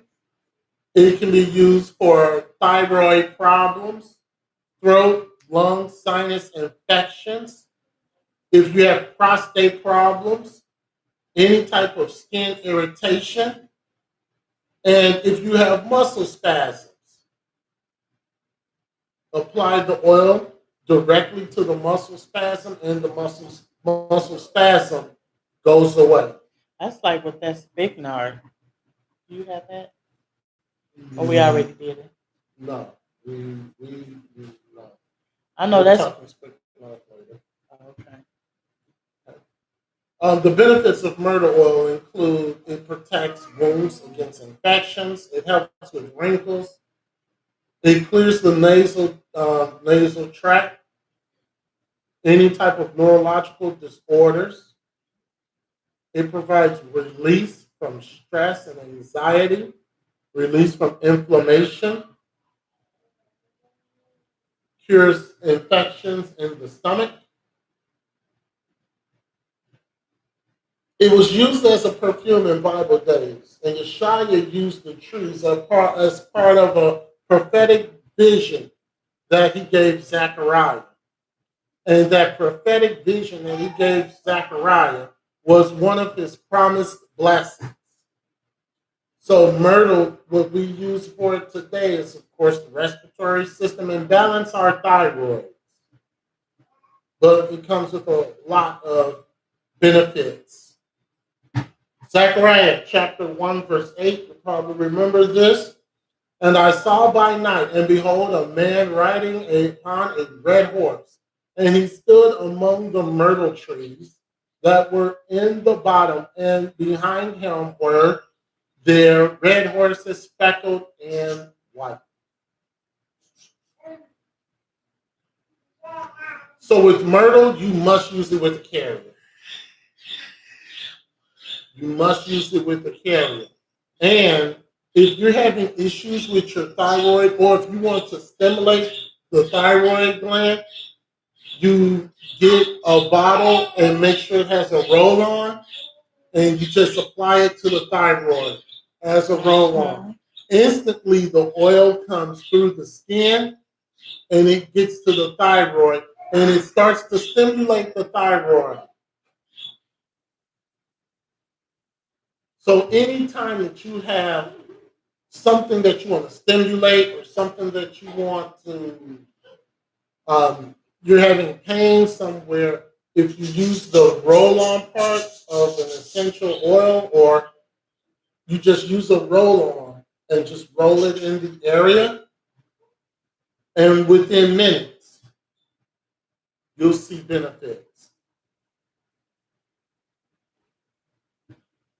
But like I said, certain oils, this one especially, you want to use a carrier oil with it. We're briefly going to talk frankincense because a lot of people already know the benefits of frankincense. Frankincense, of course, is called the king of essential oils because of the healing powers that are in frankincense. It's antimicrobiological, it's antifungal, it's anything anti. Yeshua, with all his wisdom, protected his priests with the use of frankincense. One of the most important essential oils of the Bible because it's used for so many things. Mm-hmm. It has so many uses to it. I gotta get some more of it. You can ingest it. You can use it topical. You can use it as aromatherapy. It's just so much that you can use with frankincense. Song of Solomon, chapter 3, verse 6.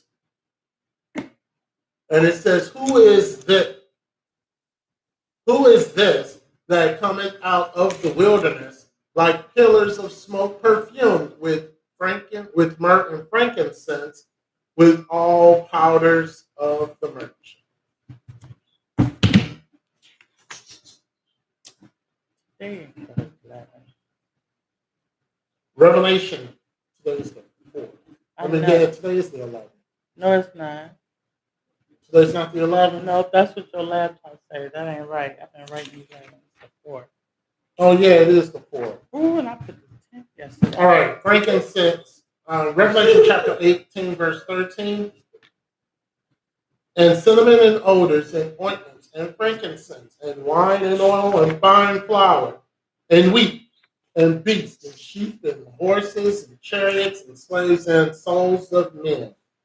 Frankincense, anti-tumor, immune stimulant, antidepressant, muscle relaxing, acne, wrinkles, sunspot, dry skin, blisters, brittle nails, stretch marks, cuts, breaks, warts, cysts. You feeling nervous?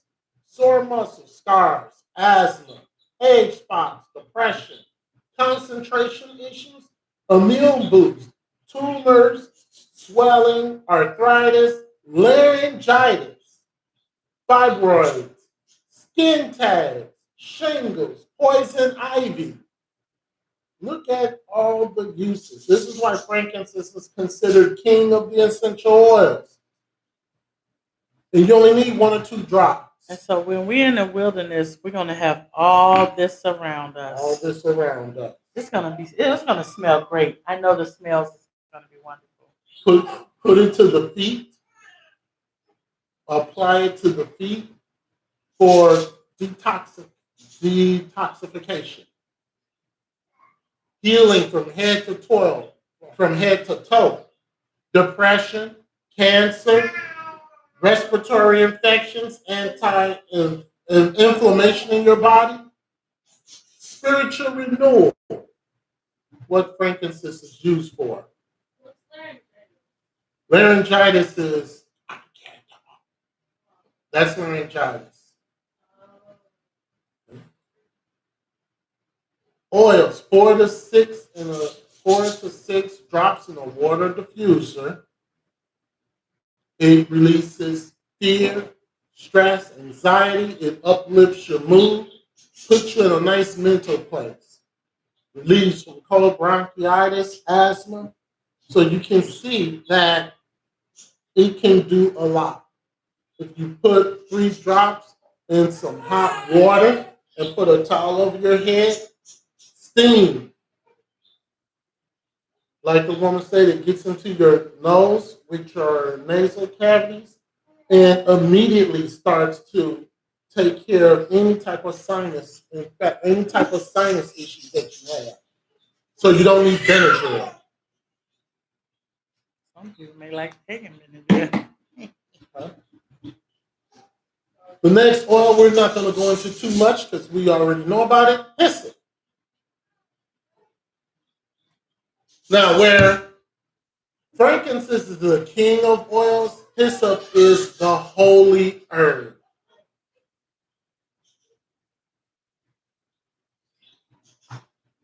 Yeshua commanded us to use hyssop in ceremony and cleansing of people and houses. Hyssop was at Yeshua's crucifixion, when the Roman soldiers offered him a drink of wine vinegar, and at the end of the stalk, it was hyssop.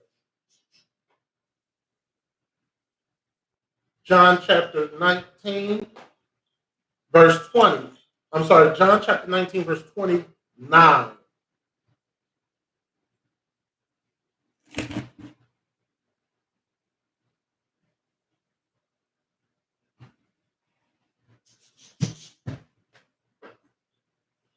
Now there was a vessel full of vinegar, and they filled a sponge with vinegar and put it upon hyssop, and put it to his mouth. When Yeshua therefore had received the vinegar, he said, "It is finished." And he bowed his head and gave up the ghost. So the medical properties for hyssop: it's a decongestant, anti-inflammatory. It helps regulate lipid metabolism. It's antiviral, antibacterial. And if you have parasites, hyssop is good to remove parasites in your body.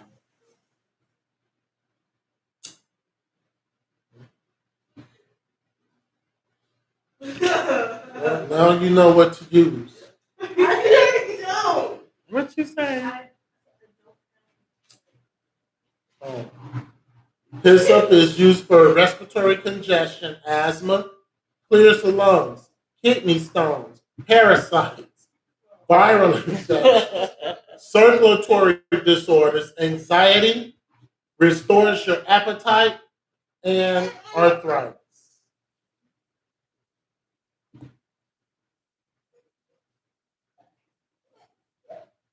If you have circulatory problems, and also if you want to get closer to your Shia, and you need a little oil, hyssop is the one for you.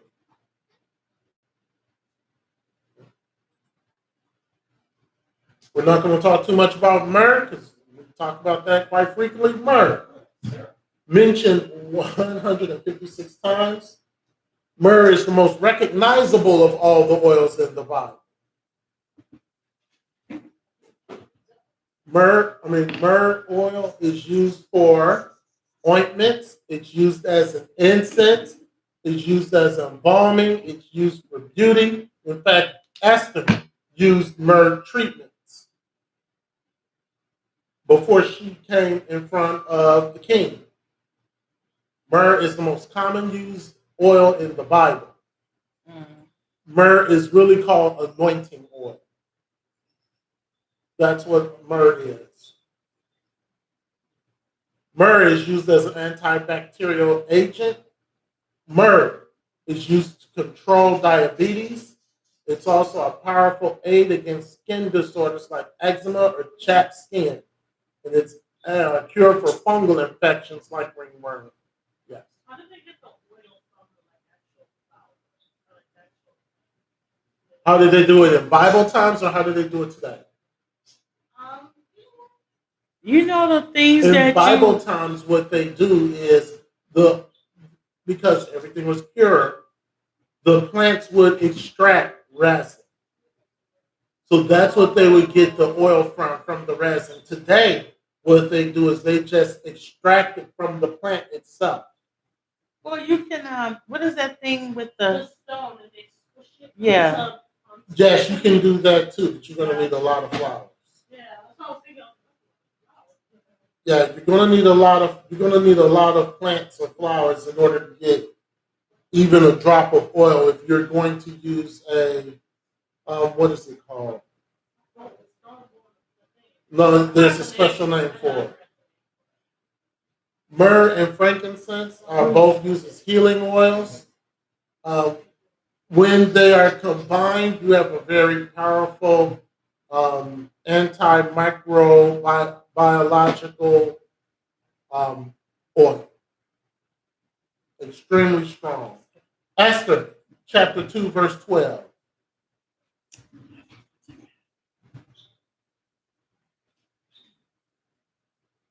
Now, when every maid's turn was come to go into King Ahasuerus, after that she had been 12 months, according to the manner of women, so were the days of her purifications accomplished. To wit, 6 months with oil of myrrh, and 6 months with sweet odors, that with the other things for the purifying of the women. So she's taking baths for 6 straight months with myrrh oil. That's detoxifying your body completely. Other health benefits for myrrh: microbiological growth. It relieves infections, anti-cataract properties, anti-inflammatory. It's an astringent. It promotes sweating. It's a stimulant. It's an antidepressant. It's an antioxidant. It's anti-tumor. It's antibacterial, anti-parasitic, and it's also used as an aesthetic.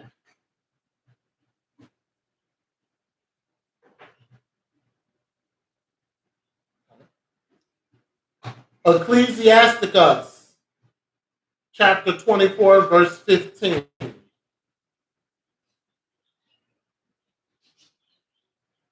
says, I gave a sweet smell like cinnamon and asplamathus, and I yield a pleasant odor like the best myrrh and galbanum and onyx and sweet storax, and as the fume of frankincense in the tabernacle. So we're speaking myrrh. What myrrh can be used for? Diabetes, cancer, hepatitis, fungal infections, ringworm, tooth and gum infections, skin conditions, arthritis, digestive problems, promote healing, and if it's combined with other oils, it would make the other oils more potent.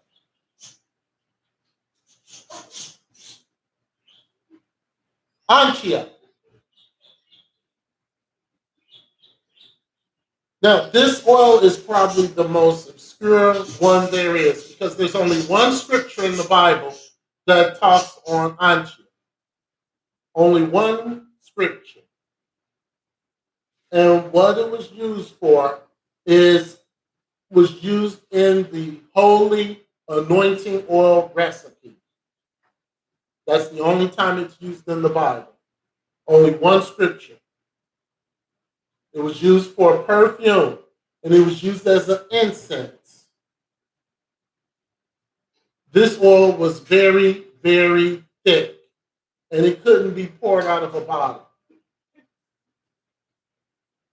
It smells kind of like vanilla because it has vanilla amaldehyde inside of it. So it kind of gives a vanilla fragrance, a vanilla fragrance to it. It has high acid concentration. And this oil has antimicrobiological, and you must dilute this. You cannot have this, you cannot put drops on it on your skin because of the fact that it is very, very strong. The only scripture that this oil is in Exodus chapter 30, verse 34. And it says, and the Lord said unto Moses, take unto thee sweet spices, Stacy and onycha, and galbanum, these sweet spices with pure frankincense of each shall there be a light weight. So anchia, it helps your circulatory system. It helps your cardiovascular system. It improves skin health. If you have premenstrual syndrome, it comforts you from that. It's perfume. It's uplifting. It's oil for healing. Also, you can use it as glue.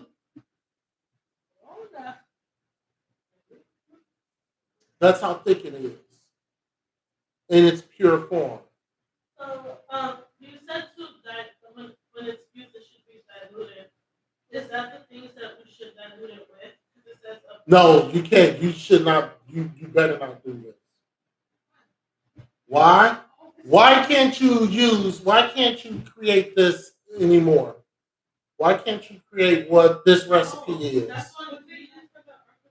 It was used for who? I don't think it was used for the Ark of the Covenant. It was used for that's the Ark of the Covenant. No. It was used in the temple. It was the incense that they were using. You're not supposed to create this recipe. okay. I just hope you that. Yeah. Spikenard. Now, spikenard is only used 5 times in the Bible. It has a prominent place in Bible history. It is the oil that Mary used to anoint Yeshua's feet right before the Last Supper. She did it in an act of love to anoint his feet and head with oil. She anointed his feet and head with spikenard. And of course, when she did that, everybody was in an uproar. John chapter 12, verse 3, and it says, Then took Mary a pound of ointment of spikenard, very costly, and anointed the feet of Yeshua and wiped his feet with her hair, and the house was filled with the odor of the ointment. A pound of spikenard. Just imagine how much little bottle costs. She had a whole pound. And she used this whole pound to anoint his head, and you better believe it filled up the whole house. Because this spikenard was a what? What was it? It was a resin. Spikenard, antibacterial, antifungal, anti-inflammatory, antioxidant. It also is used for insomnia, menstrual problems, heart arrhythmias, nervous tension, nourishing the skin. Heart arrhythmias, skipping beats of the heart. You just rub it on your heart, stops. Also, spikenard is good for promote secretion of hormones. That's why men should briefly use it, because it promotes estrogen.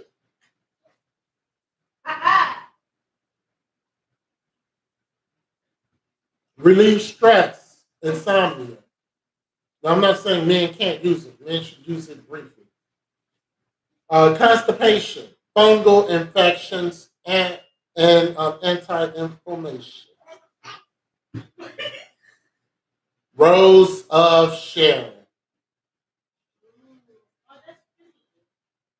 Right, as you can see, it's not a rose. Because the Rose of Sharon is not a rose. It's a hibiscus. Yes, it's a hibiscus. Even though it's named the Rose of Sharon, it's a hibiscus. Just like the Rose of Isaiah, it's not a rose. The Rose of Isaiah is a tulip. Right? So it's a hibiscus. So, it's a hibiscus. It is believed that this essential oil was used by the shepherds to help heal cuts. Also, the Rose of Sharon is good for healing cuts. They used it to heal cuts on their sheep and on their goats also. So it wasn't, not only was it okay for us, but it was okay for sheep and it was okay for goats. All right, Song of Solomon, chapter 2, verse 1. I am the Rose of Sharon and the lily of the valley. Okay? So the Rose of Sharon, not really a rose, it's a hibiscus. Rose of Sharon is good for, cuts. It's also a calming it's also a calming oil for the nerves. It soothes the skin. It calms you. And again, it's great for skincare. It's antiviral, antibacterial, anti-inflammatory. It promotes the nervous system. It heals the nervous system if you have pain. It's also good for hemorrhages and arthritis and, of course, tumors. So you people that's in school, you better get you some Rose of Sharon. It works. Yes, it does. All right, so we're going to wrap up the oils. These are oils that we have not mentioned, but they're in the Bible. The scripture was Song of Solomon 2 and 1.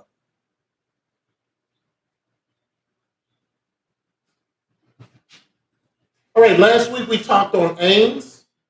Okay. There's also bay oil. There's belladonna, which we didn't talk about. Calamus. Calamus is also known as lemongrass. Oh, I love lemongrass. And I in love Bible potato times, salad. calamus was used as a perfume or an incense, or it was used as anointing oil. Calamus is lemongrass. Huh? Yeah, people cook with it. Cinnamon, coriander, and cumin. We talked about these three last week. Cinnamon is like myrrh, chief ingredient for anointing oil, used to kill mold and a natural medicine. Dill, galbanum, which we've had a couple of scriptures. Galbanum is a main ingredient in the holy incense. Remember in Exodus 30:34, we talked about, in Exodus 30:34, we mentioned, which one did we mention? Onycha. Okay? So then galbanum is also listed. Now galbanum, this one smells bad. It has a foul odor to it when it's used by itself. That's why you have to have something with it, because it's got a real bad odor to it. Juniper, mint, we talked mustard yesterday. Rose of Isaiah, rue. Saffron is kind of like the rose of Sharon. Shittah, terebinth, and wormwood. We kind of briefly talked about wormwood last week. These are all oils that are mentioned in the Bible.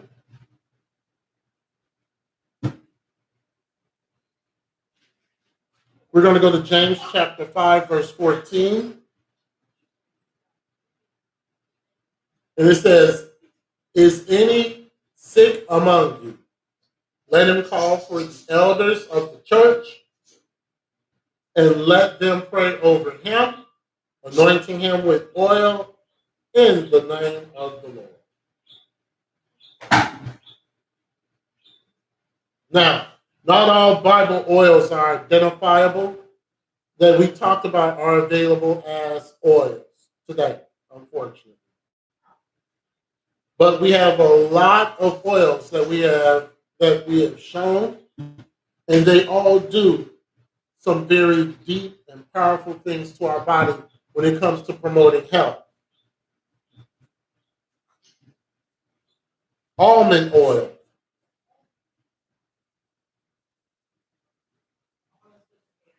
Almond oil has numerous benefits. It contains vitamin E, which we're going to discuss later on in the mineral section.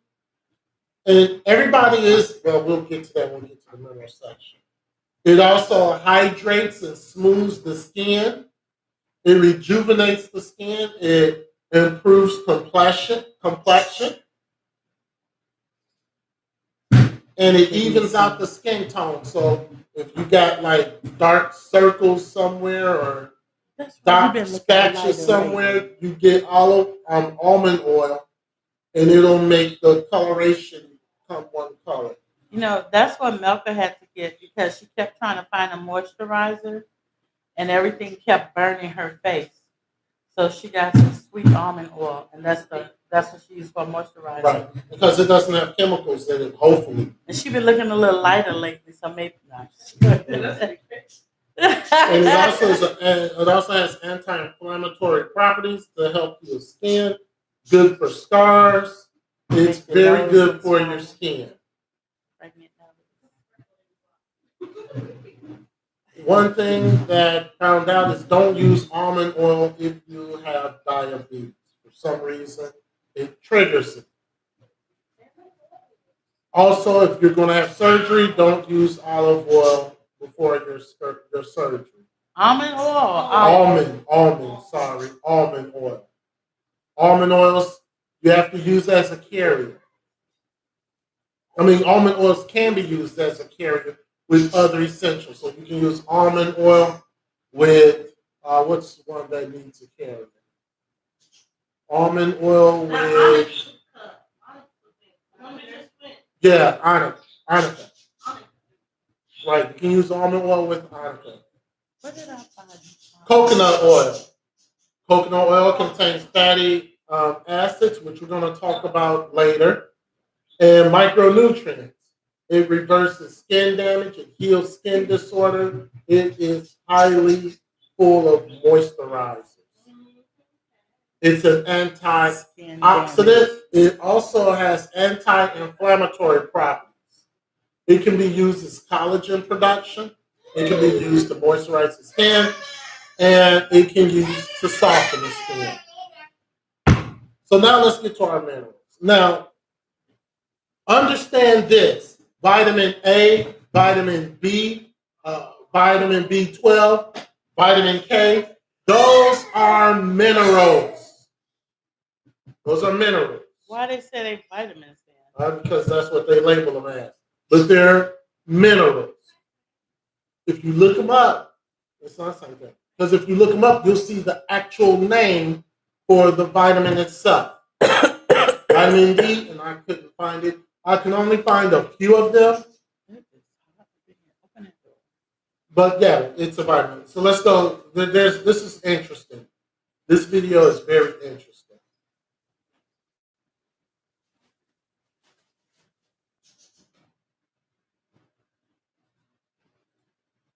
This is about vitamin D.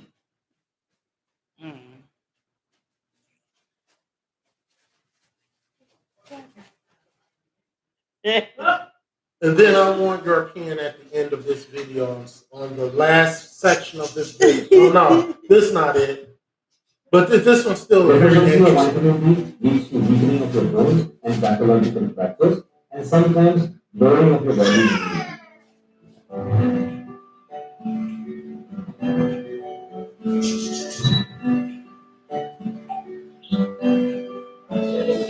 Vitamin D is a fat-soluble vitamin which is essential for the human body, and its main function is in the structure and maintenance of bones. First of all, vitamin D is the only vitamin in the body which can be manufactured by you yourself. But If your skin is exposed to the sunlight, your body can manufacture vitamin D. Number two is it's not only a vitamin, it is also a hormone. So these are two interesting facts about vitamin D. Vitamin D is mainly available through animal sources. Its availability from sources is not very good. And so, particularly for those who are strictly vegetarian and those who do not even eat egg, it is important that they must expose themselves to you sunshine. say vegetarians So for those of us who are don't have non-vegetarian, vitamin D it because is readily available in plant-based fish, doesn't have in too much. liver, and particularly in egg yolk. Egg yolk contains enough vitamin D for you to maintain yourself. There is a problem for vegetarians because vitamin D is available in very limited quantities in vegetable sources. So one vegetable that is very richly supplied with vitamin D is mushroom. You can also have cheese for your supply of vitamin D. Remember, if your natural sources of vitamin D are rare, fortification or supplementation is an important source. Fortification, particularly from foods like milk and cereal that you buy from the shelves, look for vitamin D supplementation in those fortified foods and make sure that you get your adequate nutrition from these sources. The human body requires vitamin D for its metabolism of calcium and phosphorus and also for maintaining immune function. It is extremely important for the development of bones and teeth, and it is also important for development of your body's immunity. Currently, in the era of COVID-19, there is a lot of interest with vitamin D because it seems that sufficient amount of vitamin D or vitamin D supplementation can help boost your body's immunity and prevent you from getting an attack of COVID-19. Vitamin D levels in the body are adequate. There is no reason for you to take a supplement. It is easy enough for you to get tested to find out your serum levels of vitamin D. If they are low, you can take a supplement. Normally, a supplement of vitamin D3 is taken as a sachet. We do this once a week in about 60,000 units. It will be taken for about 8 to 10 weeks, depending upon how deficient you are in the vitamin. There are some people who are more prone to developing vitamin D deficiency. These are elderly people because their absorption may be a little deficient. These are people with darker skin because they absorb a little less vitamin D. Persons whose body is completely covered and his exposure to the sunlight is low, and especially if these people are vegetarian, are also more prone to developing vitamin D deficiency. Since vitamin D is a fat-soluble vitamin, patients whose metabolism is hampered or whose intestinal absorption is hampered because of Crohn's disease and other chronic intestinal problems, they have vitamin D deficiency. And in our current scenario, obese persons who have undergone bariatric surgery, they have a problem with absorbing adequate amounts of vitamin D and they suffer from deficiency. Deficiency of vitamin D in children, which is a serious condition called rickets, can cause severe musculoskeletal problems as well as growth delays and other developmental problems in children. In children, particularly, if you think that their vitamin D levels may be low, make sure that they get fortified cereal, fortified milk, fortified margarine, or if nothing else, maybe palm oil to be given to them to maintain their levels of vitamin D at a healthy level. Yummy. Yummy. Cod liver oil. Experience clinical consultations on Yummy. Cod liver oil. Right? But that's what people who are vegans, they are going to be deficient in vitamin D because vitamin D is not a plant-based vitamin. It's a nutrient, it's a mineral that's actually in our bodies. And I want to hold off on vitamin D. Because we got several videos on vitamin D. But there's one in particular that I really want us to pay attention to, and it's not this one coming up. So, key vitamins and minerals that your body needs. So now we're at section 2, minerals and vitamins that your body really needs. Okay?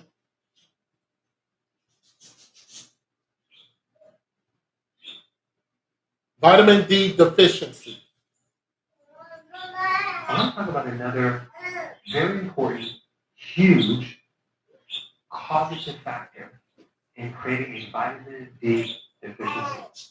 There are over 1 billion people on this planet that just don't have enough vitamin D. And there's many reasons for this, whether you don't have the sun, you don't go outside as much, you're sitting in front of a screen all the time. And the problem with getting vitamin D just from food is almost impossible because the food just doesn't have enough vitamin D. And then you have other conditions like insulin resistance, which blocks the absorption of vitamin D. Consuming a lot of sugar and refined carbs can actually deplete vitamin D. But there's something else going on that is very important. I want you to know about.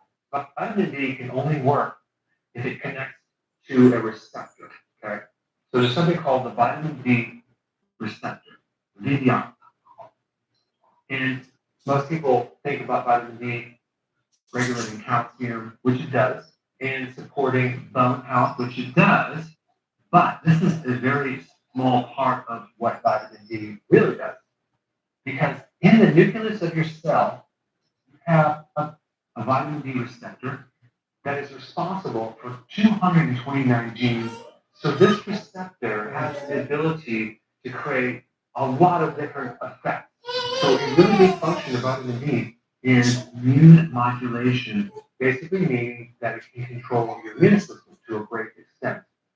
Now, if I were a pathogen and I wanted to survive, what I would do as a strategy is I would interfere with this local receptor right here. Because if I could, what would happen is the defenses of the immune system would go down, and then I can actually overtake it and actually survive. Did you hear what he just said? One of the primary strategies. I don't know if they heard. Those are microbes that cause pathology or disease.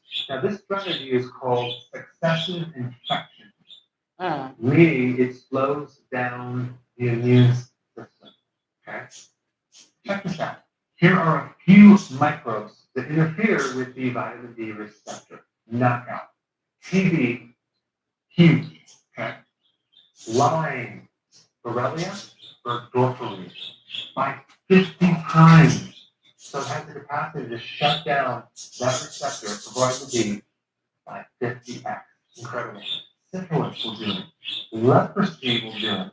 Epstein-Barr virus will do it by 10%. By the way, 90% of the population has Epstein-Barr virus. HIV will do it as well. So this is a strategy of many microbes to take over and hijack your cells. So the question is your vitamin D deficiency coming from the microbe shutting it down, or do you have a deficiency of vitamin D decreasing your susceptibility to acquiring this microbe, which allows for these microbes to invade? So number one, if you have an infection, you should be taking vitamin D. And I'm not saying that's going to cure you, but it's definitely good for the short term to actually at least give you the more help with your immune system. And you may need to take larger amounts because the ability for the receptor to absorb is downgraded. And I just wanted to increase your awareness of another reason why your vitamin D could be lower. And check out these other videos I have on vitamin D. They're quite fascinating. Mm-hmm. Understand what he was saying? Talk to us.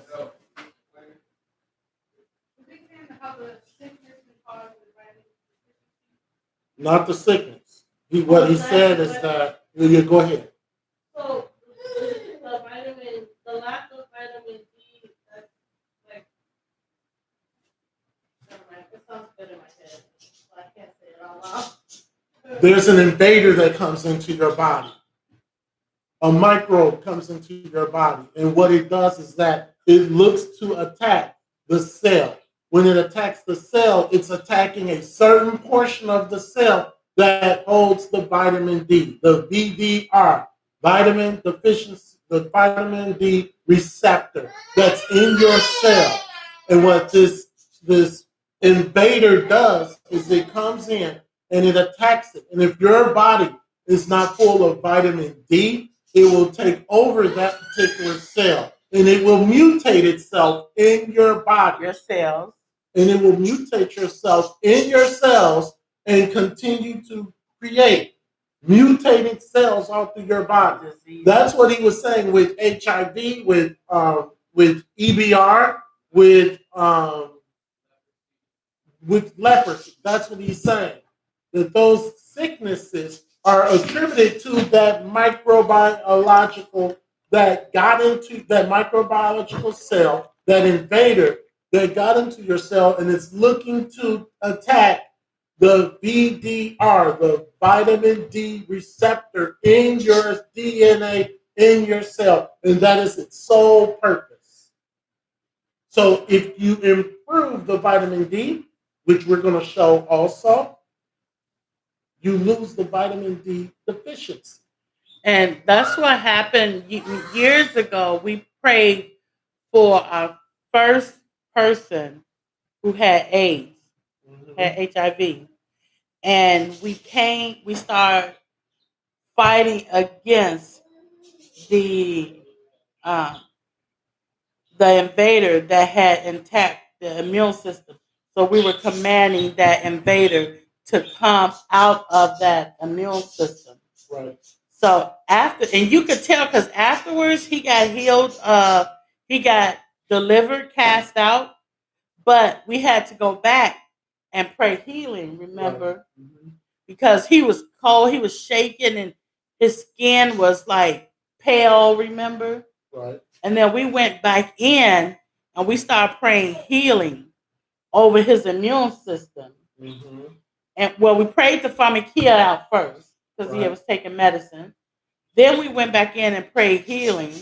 And that's when his skin became like life. You can see because he was off white. He was like dead. He looked dead.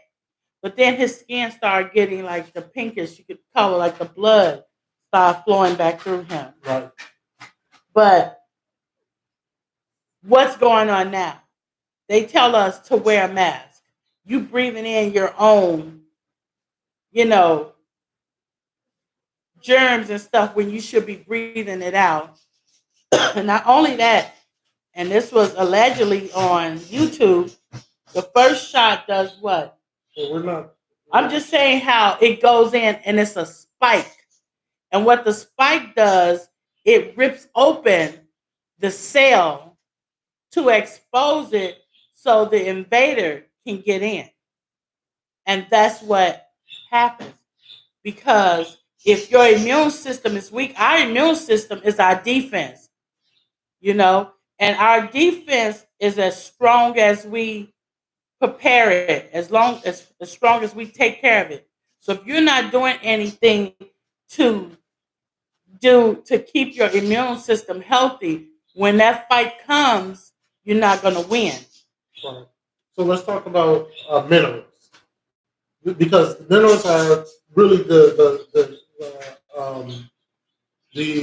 substance of our bodies. Minerals are the foundation of our bodies. We've talked, and that's why we're saving this for last. We talked about food. That's not the foundation of your body. That's what you're taking in. Minerals are already in your body, but you have to do certain things because of the toxins that are in the earth. So the known vitamins: vitamin A, vitamin C, vitamin D, vitamin E, vitamin K, and then you have the B vitamins, thiamine, which is what they call vitamin B1. That's really thiamine. Riboflavin, that's really vitamin B2. Niacin, that's really vitamin B. Vitamin B3 is really niacin. Vitamin B5 is really panthenogenic acid. Vitamin B6 is really pyridoxal. Vitamin B12 is really collabinate. Then you got your biotin, you got your folic acid, but I don't know why they named vitamin B3. Maybe it's easier to pronounce, but those are the real names for those vitamins. And yesterday I found out about vitamin B5, and they do not sell vitamin B5 in the store. I couldn't find it. Let's see about something with vitamin. Do we have vitamin B5? Because we take all the vitamin Bs, but I do. I don't know about y'all. I don't think you all do. But no. I could not find vitamin B5 in the store. Well, yeah, we got something about it. But it's very important. So, a number of minerals for our health: calcium, phosphorus, potassium, sodium chloride, magnesium, iron, zinc, iodine, sulfur, copper, fluoride. Yes, you need fluoride in your body. Magnesium and selenium. Now, certain one of these we're going to talk about in detail because they're the most one. Copper, you need that in very minute in your body. Cobalt, very minute. Fluoride, very minute. But the other ones, you need more. Sodium chloride, very minute. Yes, your body does produce sodium chloride. Oh, yeah. Okay. So one thing that we will advise is that you should eat the natural foods that come with these vitamins. That's the best source. Sometimes the vitamins, and you do your research. If you can get it organic. Right, you do your research because some of the vitamins are not really vitamins. Multivitamins are just flushing. Because multivitamin, what that does is it takes a certain amount of vitamins in very minute forms and makes it a multivitamin. Multivitamins are for lazy people. You just want to take one vitamin, pop it in your mouth, and you think you're getting all this benefit when you're not getting the benefits. Because vitamin D, you need a lot more vitamin D than you would say magnesium. A lot more. But the multivitamin have 10 of this, 10 of that, 10 micrograms of that, 10 micrograms of that. You're not getting enough. Okay, let's talk vitamin A. Vitamin A is a fat-soluble vitamin, which is produced in the body. So it's produced in the body.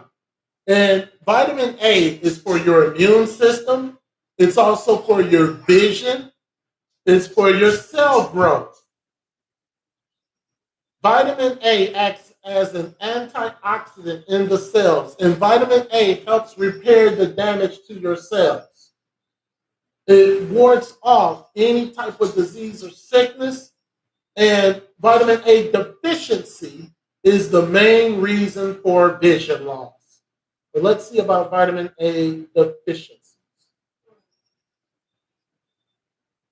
So I'm in the freezer. Where y'all at?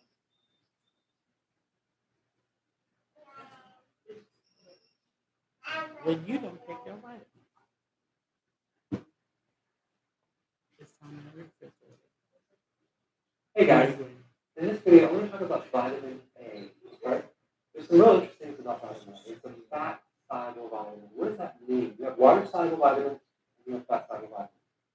Fat soluble vitamins have the ability to travel through fat, to be stored in fat longer. It has the ability to go through cell walls because the layer around cells are fat lipid layers or fat layers. These vitamin A, fat soluble vitamins, can go right through the cell where water soluble vitamins cannot.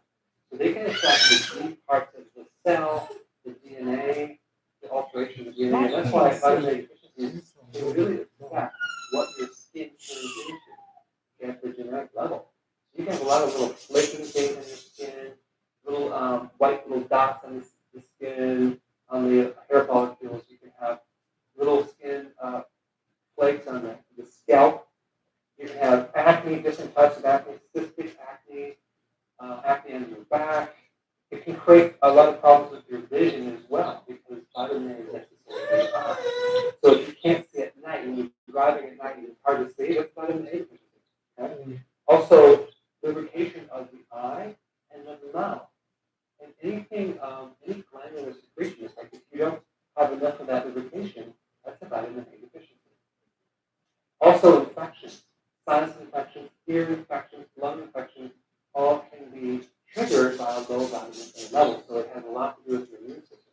So vitamin A gives support to the eye, to the skin, to the immune system, to the inner skin too, around your inside your nasal passages. So if you have, let's say, sleep apnea or anything that's going on with the inner skin, the throat, that could be vitamin A deficiency.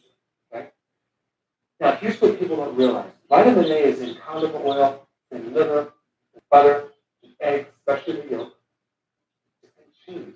Okay, that's the active form of vitamin A called retinol. Now, it's true that kale, spinach, carrots, sweet potato, greens all have vitamin A, and they have a lot of vitamin A. But here's what people don't realize. This is the pre-vitamin A. So anything vegetable has the pre-vitamin A. It's not an active form. It's not retinol. It has to be converted into an active form. Mm-hmm. That conversion only takes place at certain parts of your body and only certain percentages. So if you're lucky, you might get between 4 to 6% conversion.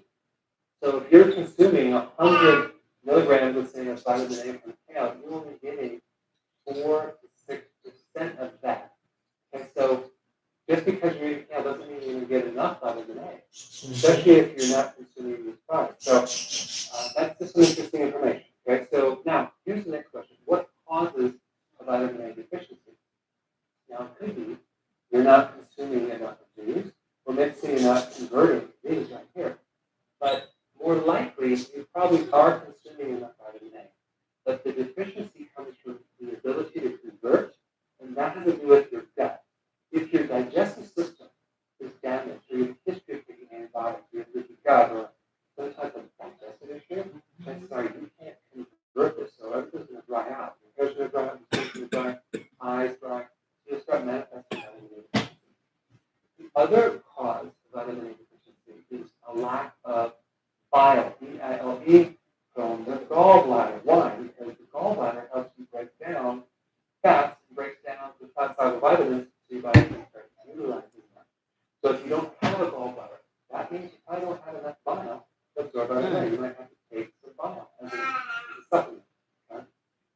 So let's say you get you have another, you just have a congested liver, and the symptoms of that would be bloating, burping, belching, right shoulder pain, constipation.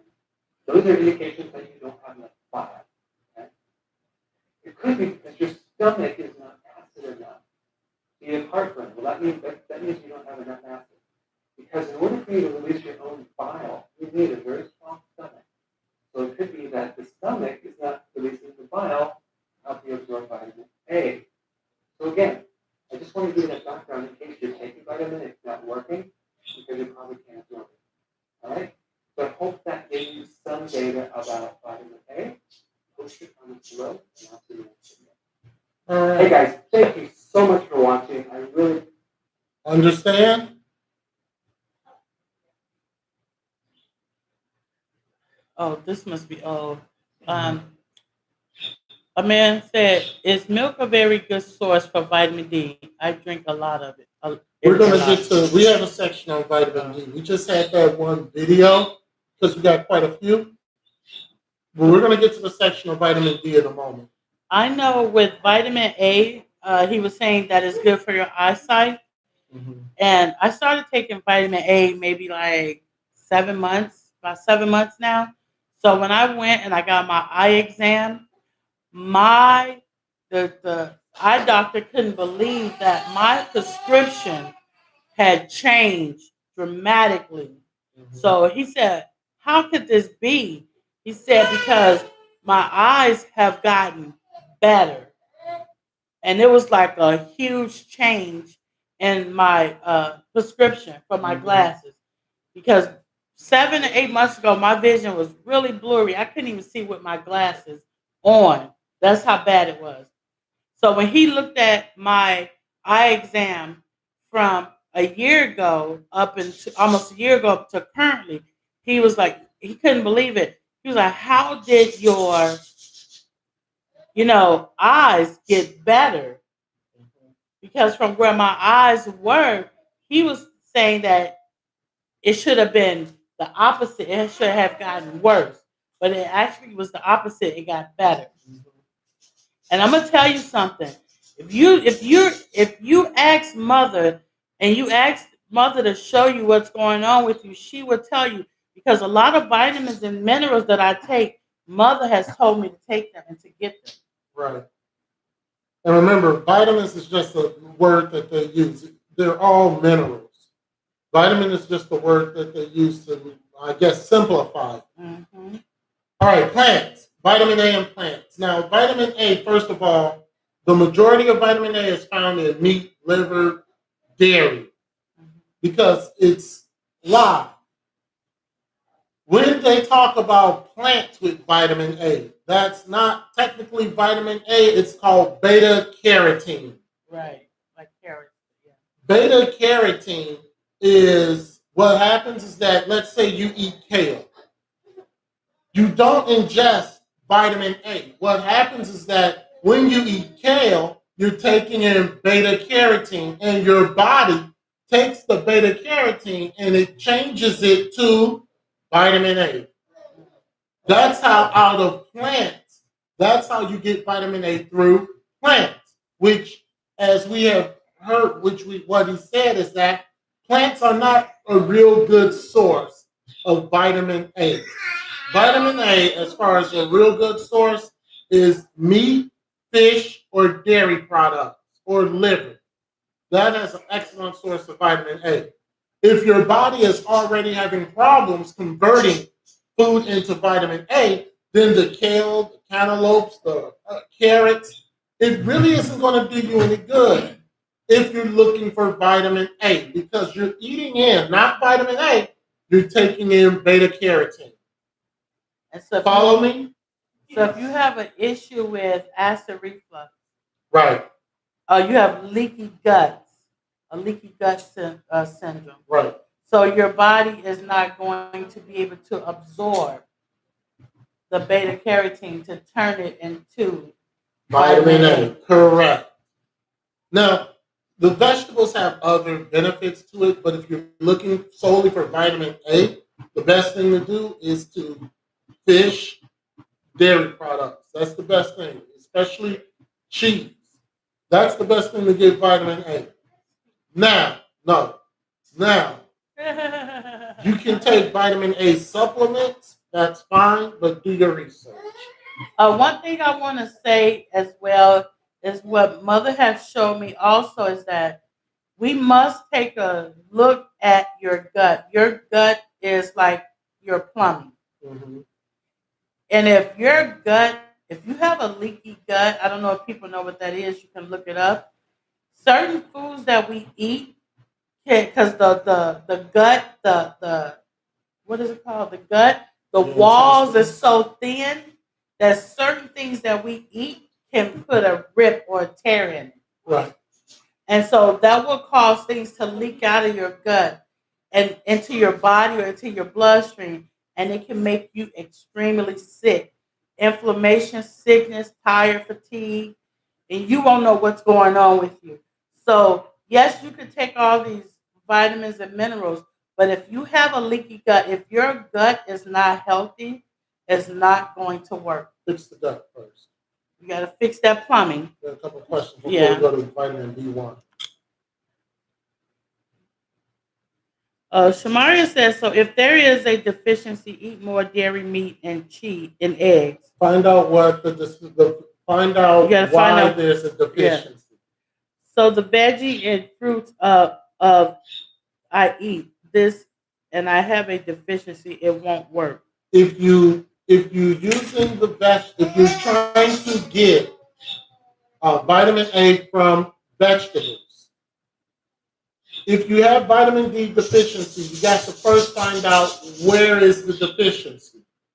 If you're trying to get vitamin A from vegetables, your body, if there's a deficiency in vitamin A, vegetables don't produce vitamin A. Vegetables produce beta carotene. Beta carotene converts to vitamin A in your body. So if there's a deficiency in vitamin A, you have to find out what is the deficiency. Is it because you're not able to convert food into vitamin K? And if that's the case, then no, eating vegetables will not help. You have to eat the cheeses or take vitamin A supplements, but you got to find out why the deficiency is there. Well, then he also said that you have to make sure that you don't have a leaky gut or acid reflux. You have to make sure, and this is something that I found out recently. I did not realize that acid reflux means that you don't have enough acid. Yeah. So if you're dealing with acid reflux or heartburn, ladies, I know when you're pregnant, we deal with heartburn. So if you're taking and how you say it, antacid, how you say it? If you're taking those chewable antacid and things like that, that's going to cause the acid in your stomach to be low, and it can cause rips or tears in your gut. Right, so the antacids are doing worse. They're not good. Like when I have acid reflux, and I haven't seen anything bad about it, I take like a teaspoon of baking soda and water, and it clears it up right away. Those chewables and things like that, I've been having them in my cabinet for a while now. They don't work. That you take a little bit of baking soda and some water, and it goes away instantly. We're going to talk vitamin B1 or thiamine. I need to write that down. Don't cook so quick. So B1 or thiamine is a vitamin that the body requires for energy. It requires thiamine for cell growth, for function, and cell development. Thiamine is also necessary for functioning of the brain. So you constantly forgetting things, you constantly, you just can't think right.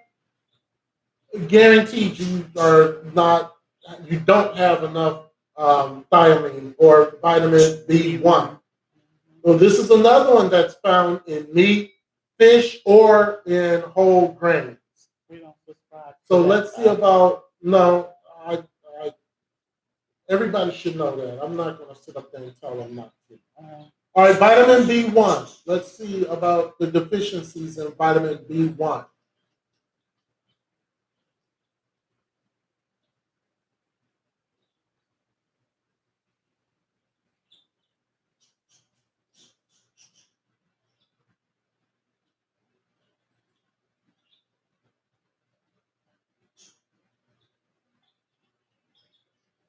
Hey guys, today we're going to talk about vitamin D deficiency.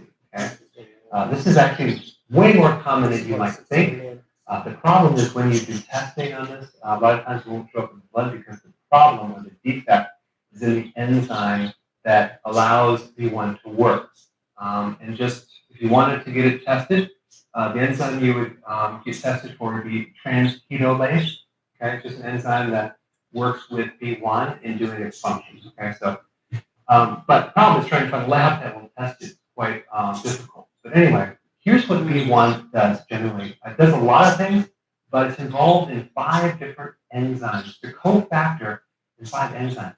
Enzymes are the things that do the work in the body, the workhorse. It's involved in all sorts of body chemistry or chemical reactions, especially in the mitochondria, which is the energy factory. So B1 is essential to make those enzymes work. So if you're deficient in B1, the enzymes don't work, and you're going to get fatigue is probably the most common symptom. When you take vitamin B1, it seems to bring your energy right up most of the time. And instead of going out and getting a test, it's much cheaper just to take B1 and see if you feel better. Chances are you're going to feel better.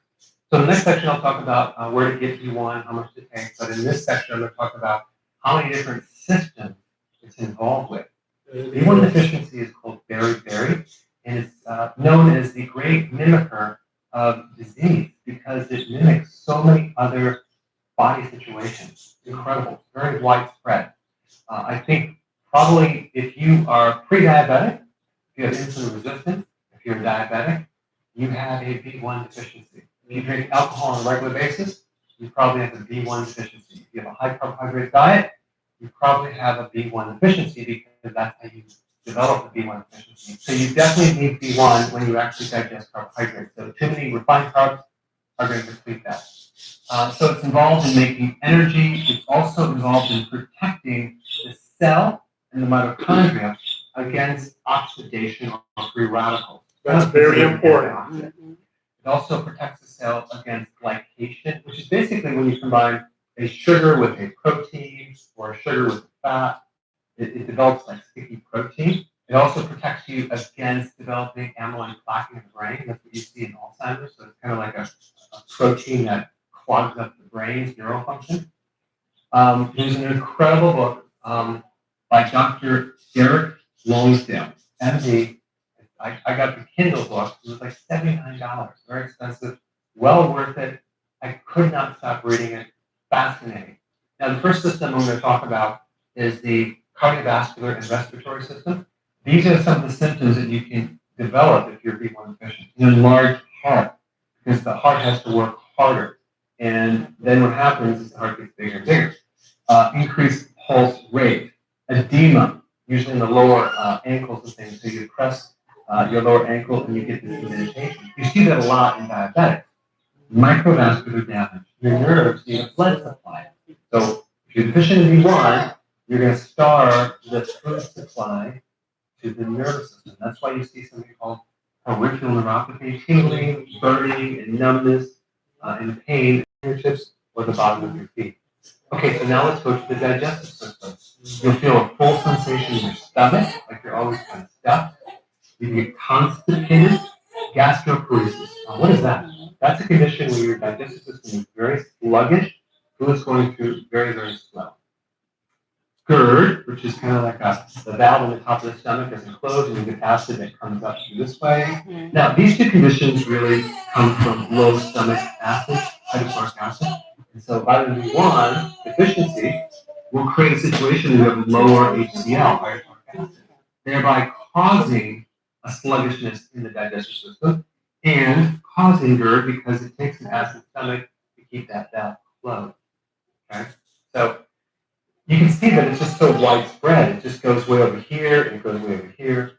And then the nervous system, we talked about peripheral neuropathy, but just neuritis in general, any type of nerve pain or nerve damage that's occurring, B1 is very intimately involved in that. Okay, vertigo, which is kind of a dizziness when you actually stand up too fast, or even when you're standing and you feel like you're on a ship. That could be coming from a B1 deficiency. And then it affects something called the autonomic nervous system. This is like the combination between the sympathetic nervous system and the parasympathetic nervous system. And these are the two systems that work on automatic. So they do a lot of different things. So you can imagine how many different systems can occur from a problem within this system. It's very widespread.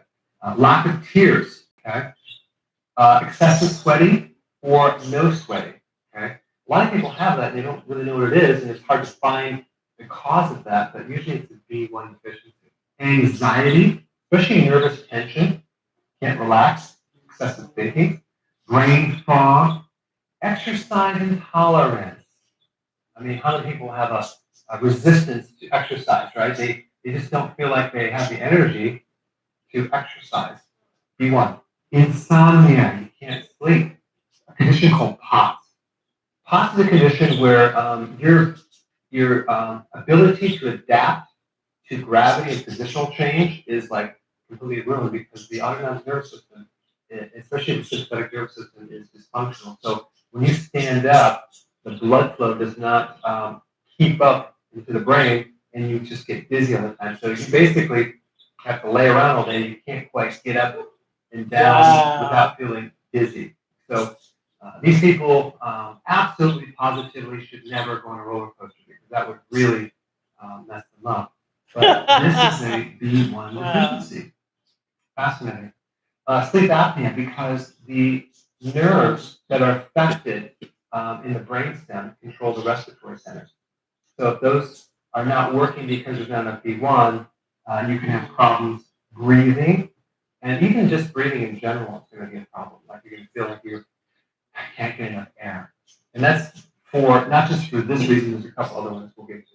Panic attacks, B1 deficiency. Nightmares at night, classic B1 deficiency.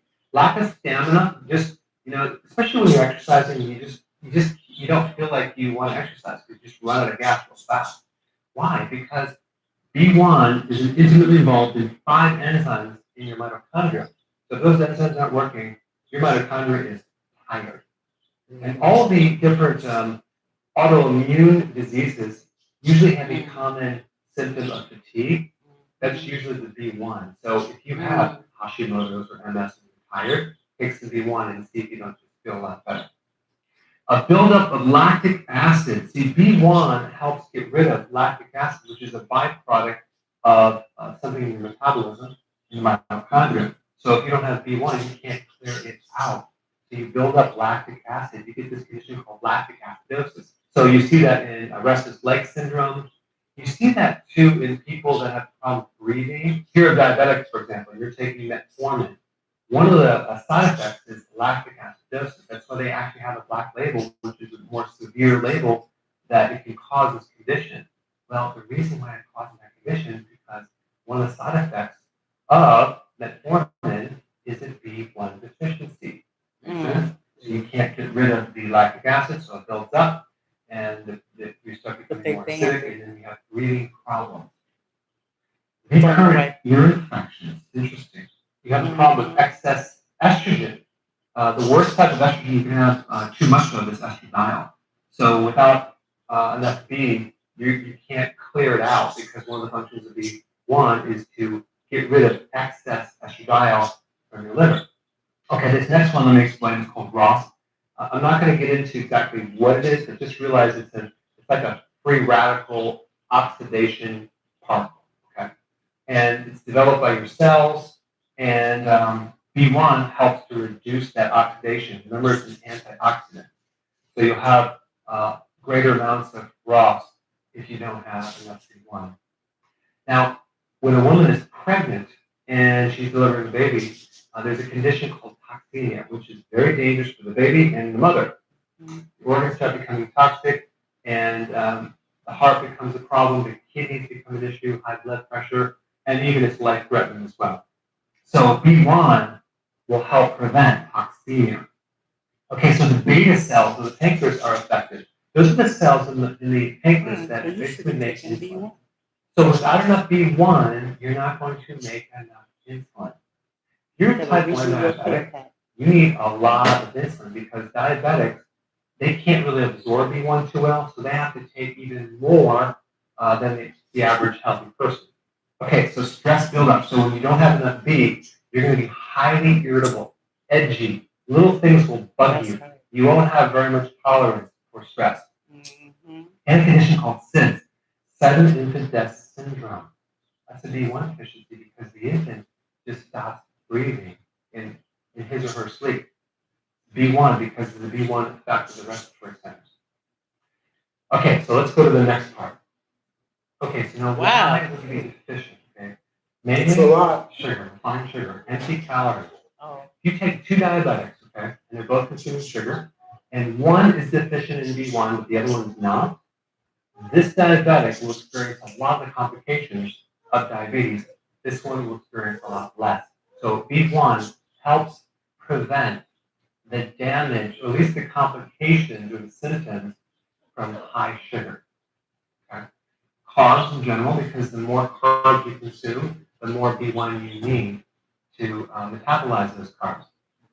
White rice, and this is a carb, but I want to put this there because it's really how they discovered beriberi, white rice, and all the B vitamins are on the hull. Okay, so when you actually take the hull out, so brown rice has the hull, so they take it out, and then you have this just pure carbohydrate white rice, and then you consume that, and you create a vitamin B1 deficiency. That's why if you actually consume rice hull, you would get B1 from that. But this is the waste product of the white rice. Alcohol, that depletes B1 big time. Also heat, like in pasteurization or cooking food, you're going to destroy B1.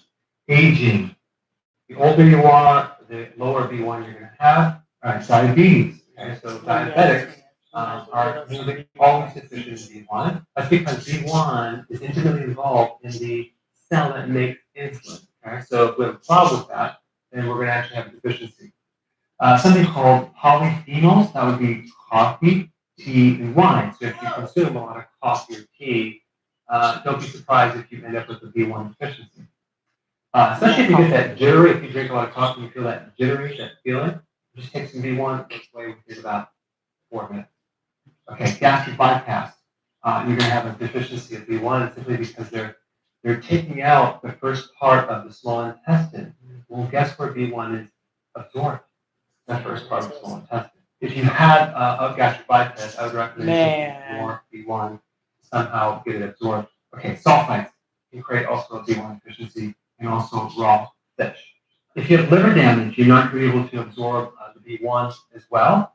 Antacids and antibiotics also deplete vitamin B1. Caffeine will deplete it. And if you don't have enough stomach acid, you also will not be able to absorb B1. But it also takes B1 to actually help you make stomach acid. So it's kind of like it goes back and forth. Vaccinations can trigger a B1 deficiency and give the person POTS. Okay? There's a certain vaccine, I'm not going to get into it too much, but you can look it up. You'll find a lot of data on it. Vaccinations deplete B1. Now, the foods that are high in B1 would be liver, yeast, both baker's yeast and nutritional yeast. I like to eat nutritional yeast a little bit better because the taste of baker's yeast is not that great, and also it's hard to find the quality. Now, as far as the source of B1, I like the nutritional yeast, unfortified. I'm not opposed to you taking B1 by itself, even if it's synthetic, as long as you take either a natural source of B vitamins with it, or if you just take nutritional yeast with it, because anytime you take like one single vitamin over a long period of time, it could deplete or throw out of balance the other factors, because vitamin B is a complex. It has a lot of different vitamins. Pork is high in B1. Eggs, fish, sunflower seeds, rice hulls, squash, No, we're not saying to eat pork, so don't say that. And again, if you wanted to know the test that will determine if you're B1 deficiency, transfusilase. Okay? That's the name of it. Hard to find a lab that will do that on you. Tender calves, that's a good way to pick it up. If you reach down and you grab your calf and it's still tender, you could have a B1 deficiency. And increased effort to exercise. So it really takes a tremendous amount of effort to start exercise. So you just don't have that get up and go mojo.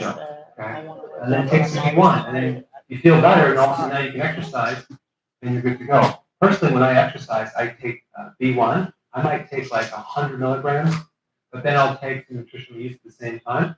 and I'll go exercise on my bike. And I notice when I take the B1, I can go a lot further. In fact, I probably can double the workout, and I just feel like my body just has to exercise. It's very interesting.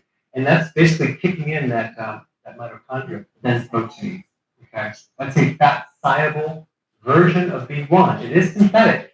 However, there hasn't been any side effects known when they studied this. So I think this is totally fine. But again, make sure you take your nutritional use with it just to make sure you have the whole balance.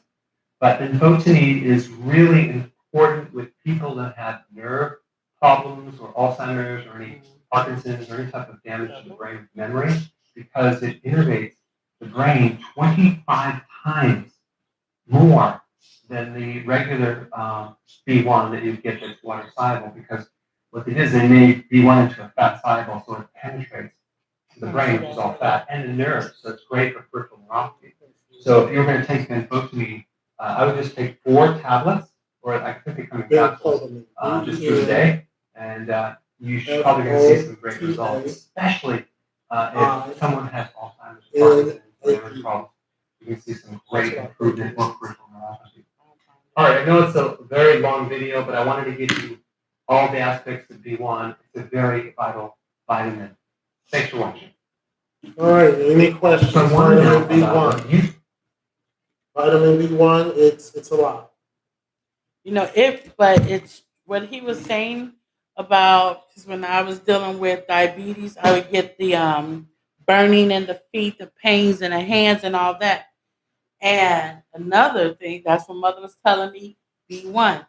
So when I started taking B1, I would say it took maybe like a day or so, 2 days maybe, and that's when the pain and the burnings went away. So I was going to the doctor. They was trying to give me, what was that? He showed that Meta something, the diabetes medication. Yeah. And I refused to take it. I took it for like 2 or 3 days, and the stomach pains was bad. It messes with your liver, your kidneys, your heart. And I was like, okay, I'm not doing this. And that's when I asked Mother, say, okay, you have to show me what's natural, what's really going on. And so that's when I was led to a video on how your body is deficiency of a lot of things. Because let's face it, the food is not what it should be. It's full of pesticides. The meat is full of, they give the animals antibiotics and stuff like that. So the grade of the food is not good.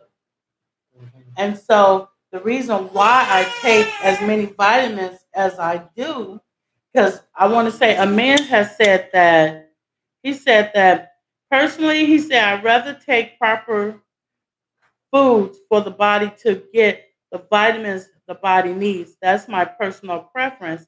It's better for you, as we can see and hear. And someone said, I love all the B vitamins.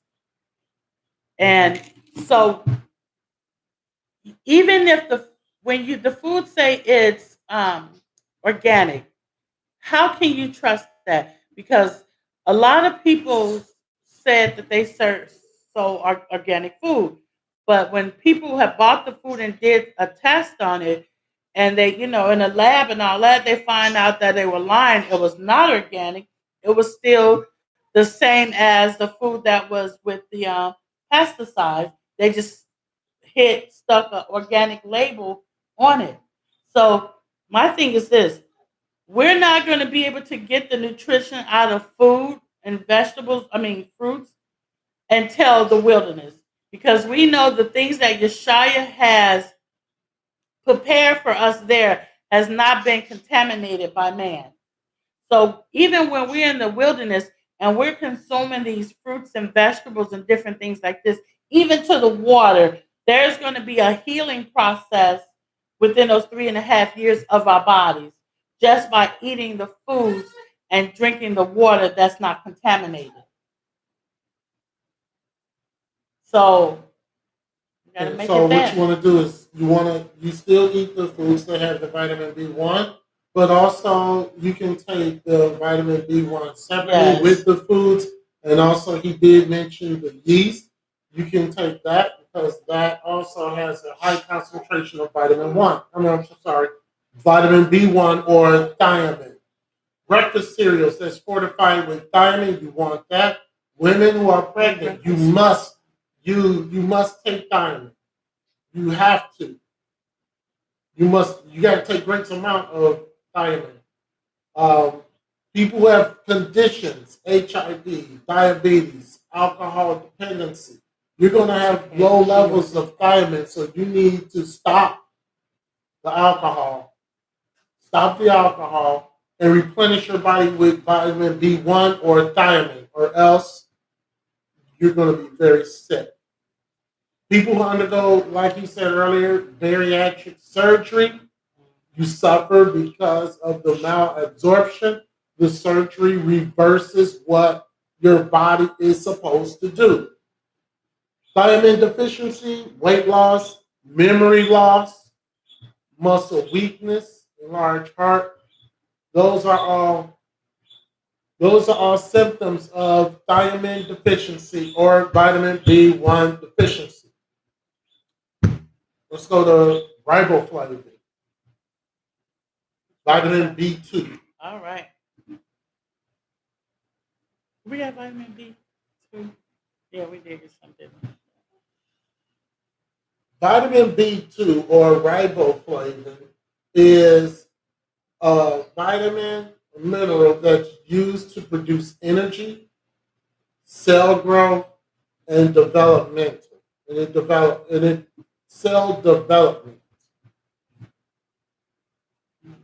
It's usually found in meats, eggs, milk, vegetables.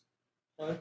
So let's see about vitamin B2 or riboflavin deficiency.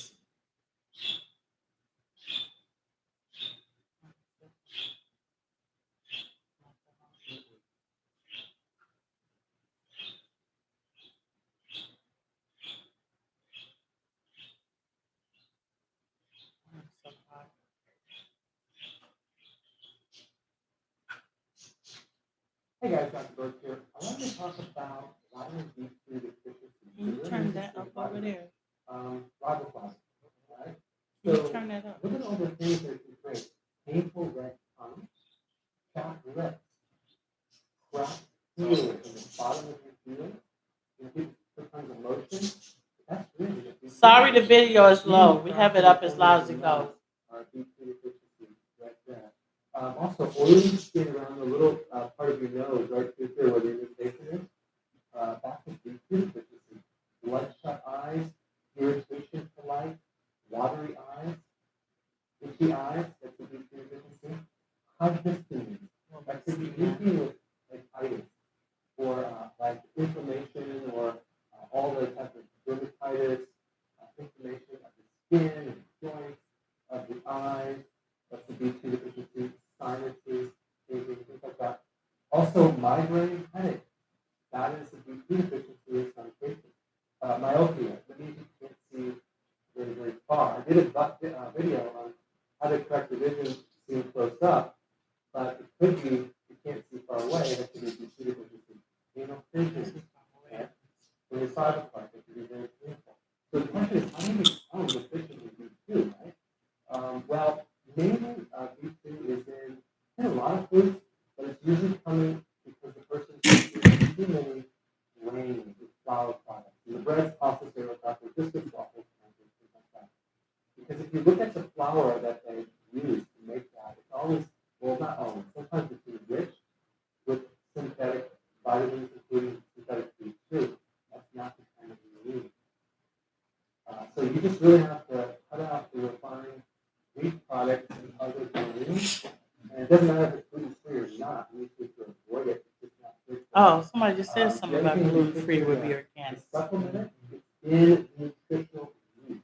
Not brewer's meat, not baker's meat, brewer's meat. Take some of that, 1 to 2 again.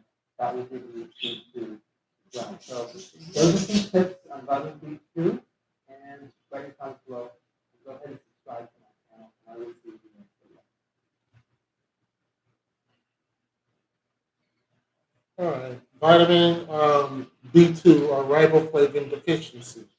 So this whole gluten-free thing, I don't really look at. We shouldn't look at gluten. I mean, gluten-free. I mean, when I was looking up about gluten, they said it's only in America. Other countries don't even deal with gluten-free and stuff like that. Gluten-free. That's a fear spirit. Let's just put that out there. Gluten-free. It doesn't matter. You know, I don't want to get into gluten-free. All right. So cereals and grains that are fortified with riboflavin.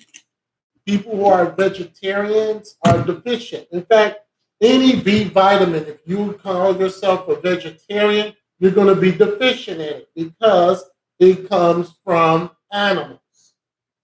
You can still get it in. You're an addict. You can still get it in certain plants, but you won't get it as much as you would from fish or eggs. Eggs is very high in all vitamin B. Okay? So you can take a riboflavin supplement, and if you take a riboflavin supplement, then your urine will be a very bright yellow. Riboflavin can also, if you take enough riboflavin, if you have like chronic migraines and headaches, the riboflavin or B2 can remove that. A man says organic labels just marketing another way to sell their products for a higher price. How about neighbor farms markets? What do you think, sir? I have a lot in my area, food from local farms. And Shamari says, yes, I'm going to try to do local farms. I've been ripped off, sadly, not no more, though. Let me tell you something.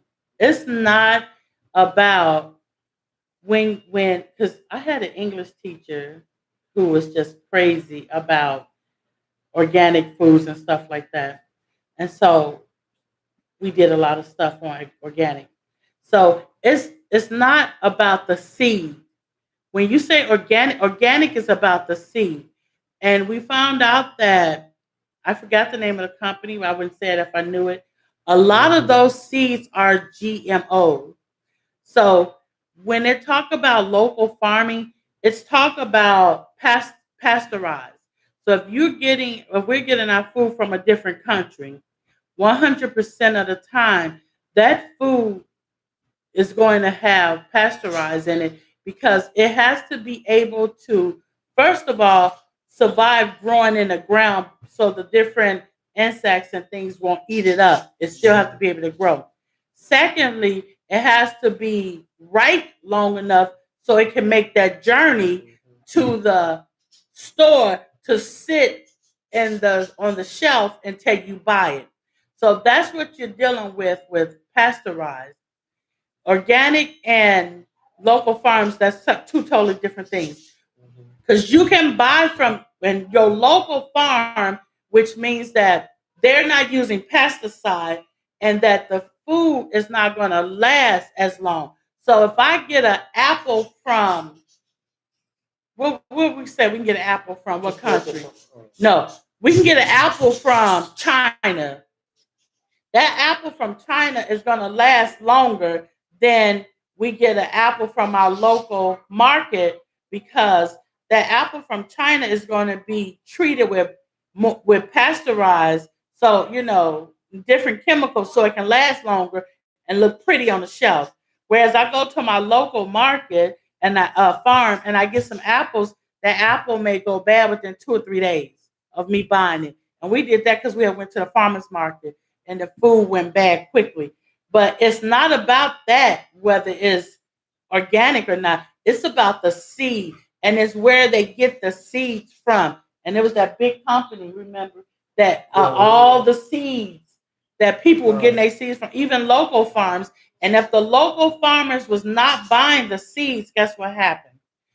They was some kind of lawsuit or something would happen where this big seed company was taking the local farmers' land from them.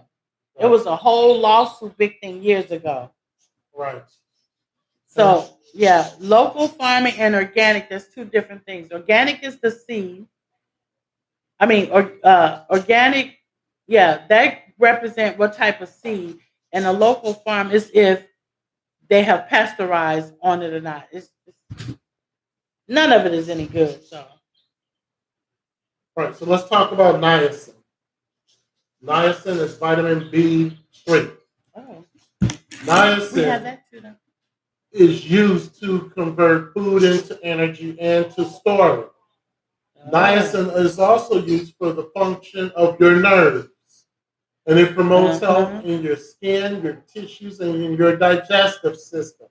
So again, niacin is found in milk, eggs, tuna, lean meats, fish, peanuts, and poultry. And so let's see about vitamin B3 deficiency.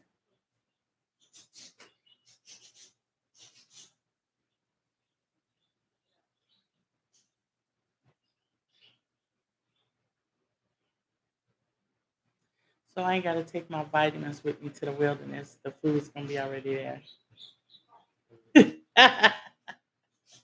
That'd be a big old case.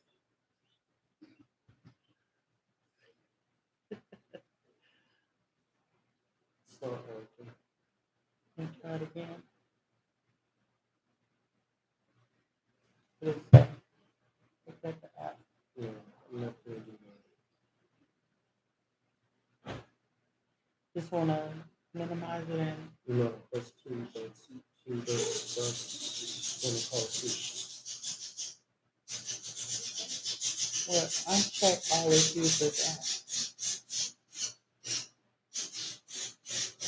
I'm just gonna leave it. Uncheck, okay. You can't. It's straight out. I'm just leaving it. Okay, sorry that video wouldn't play.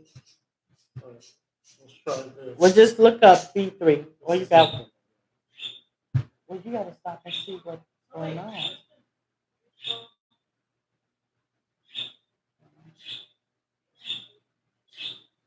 I have a recent question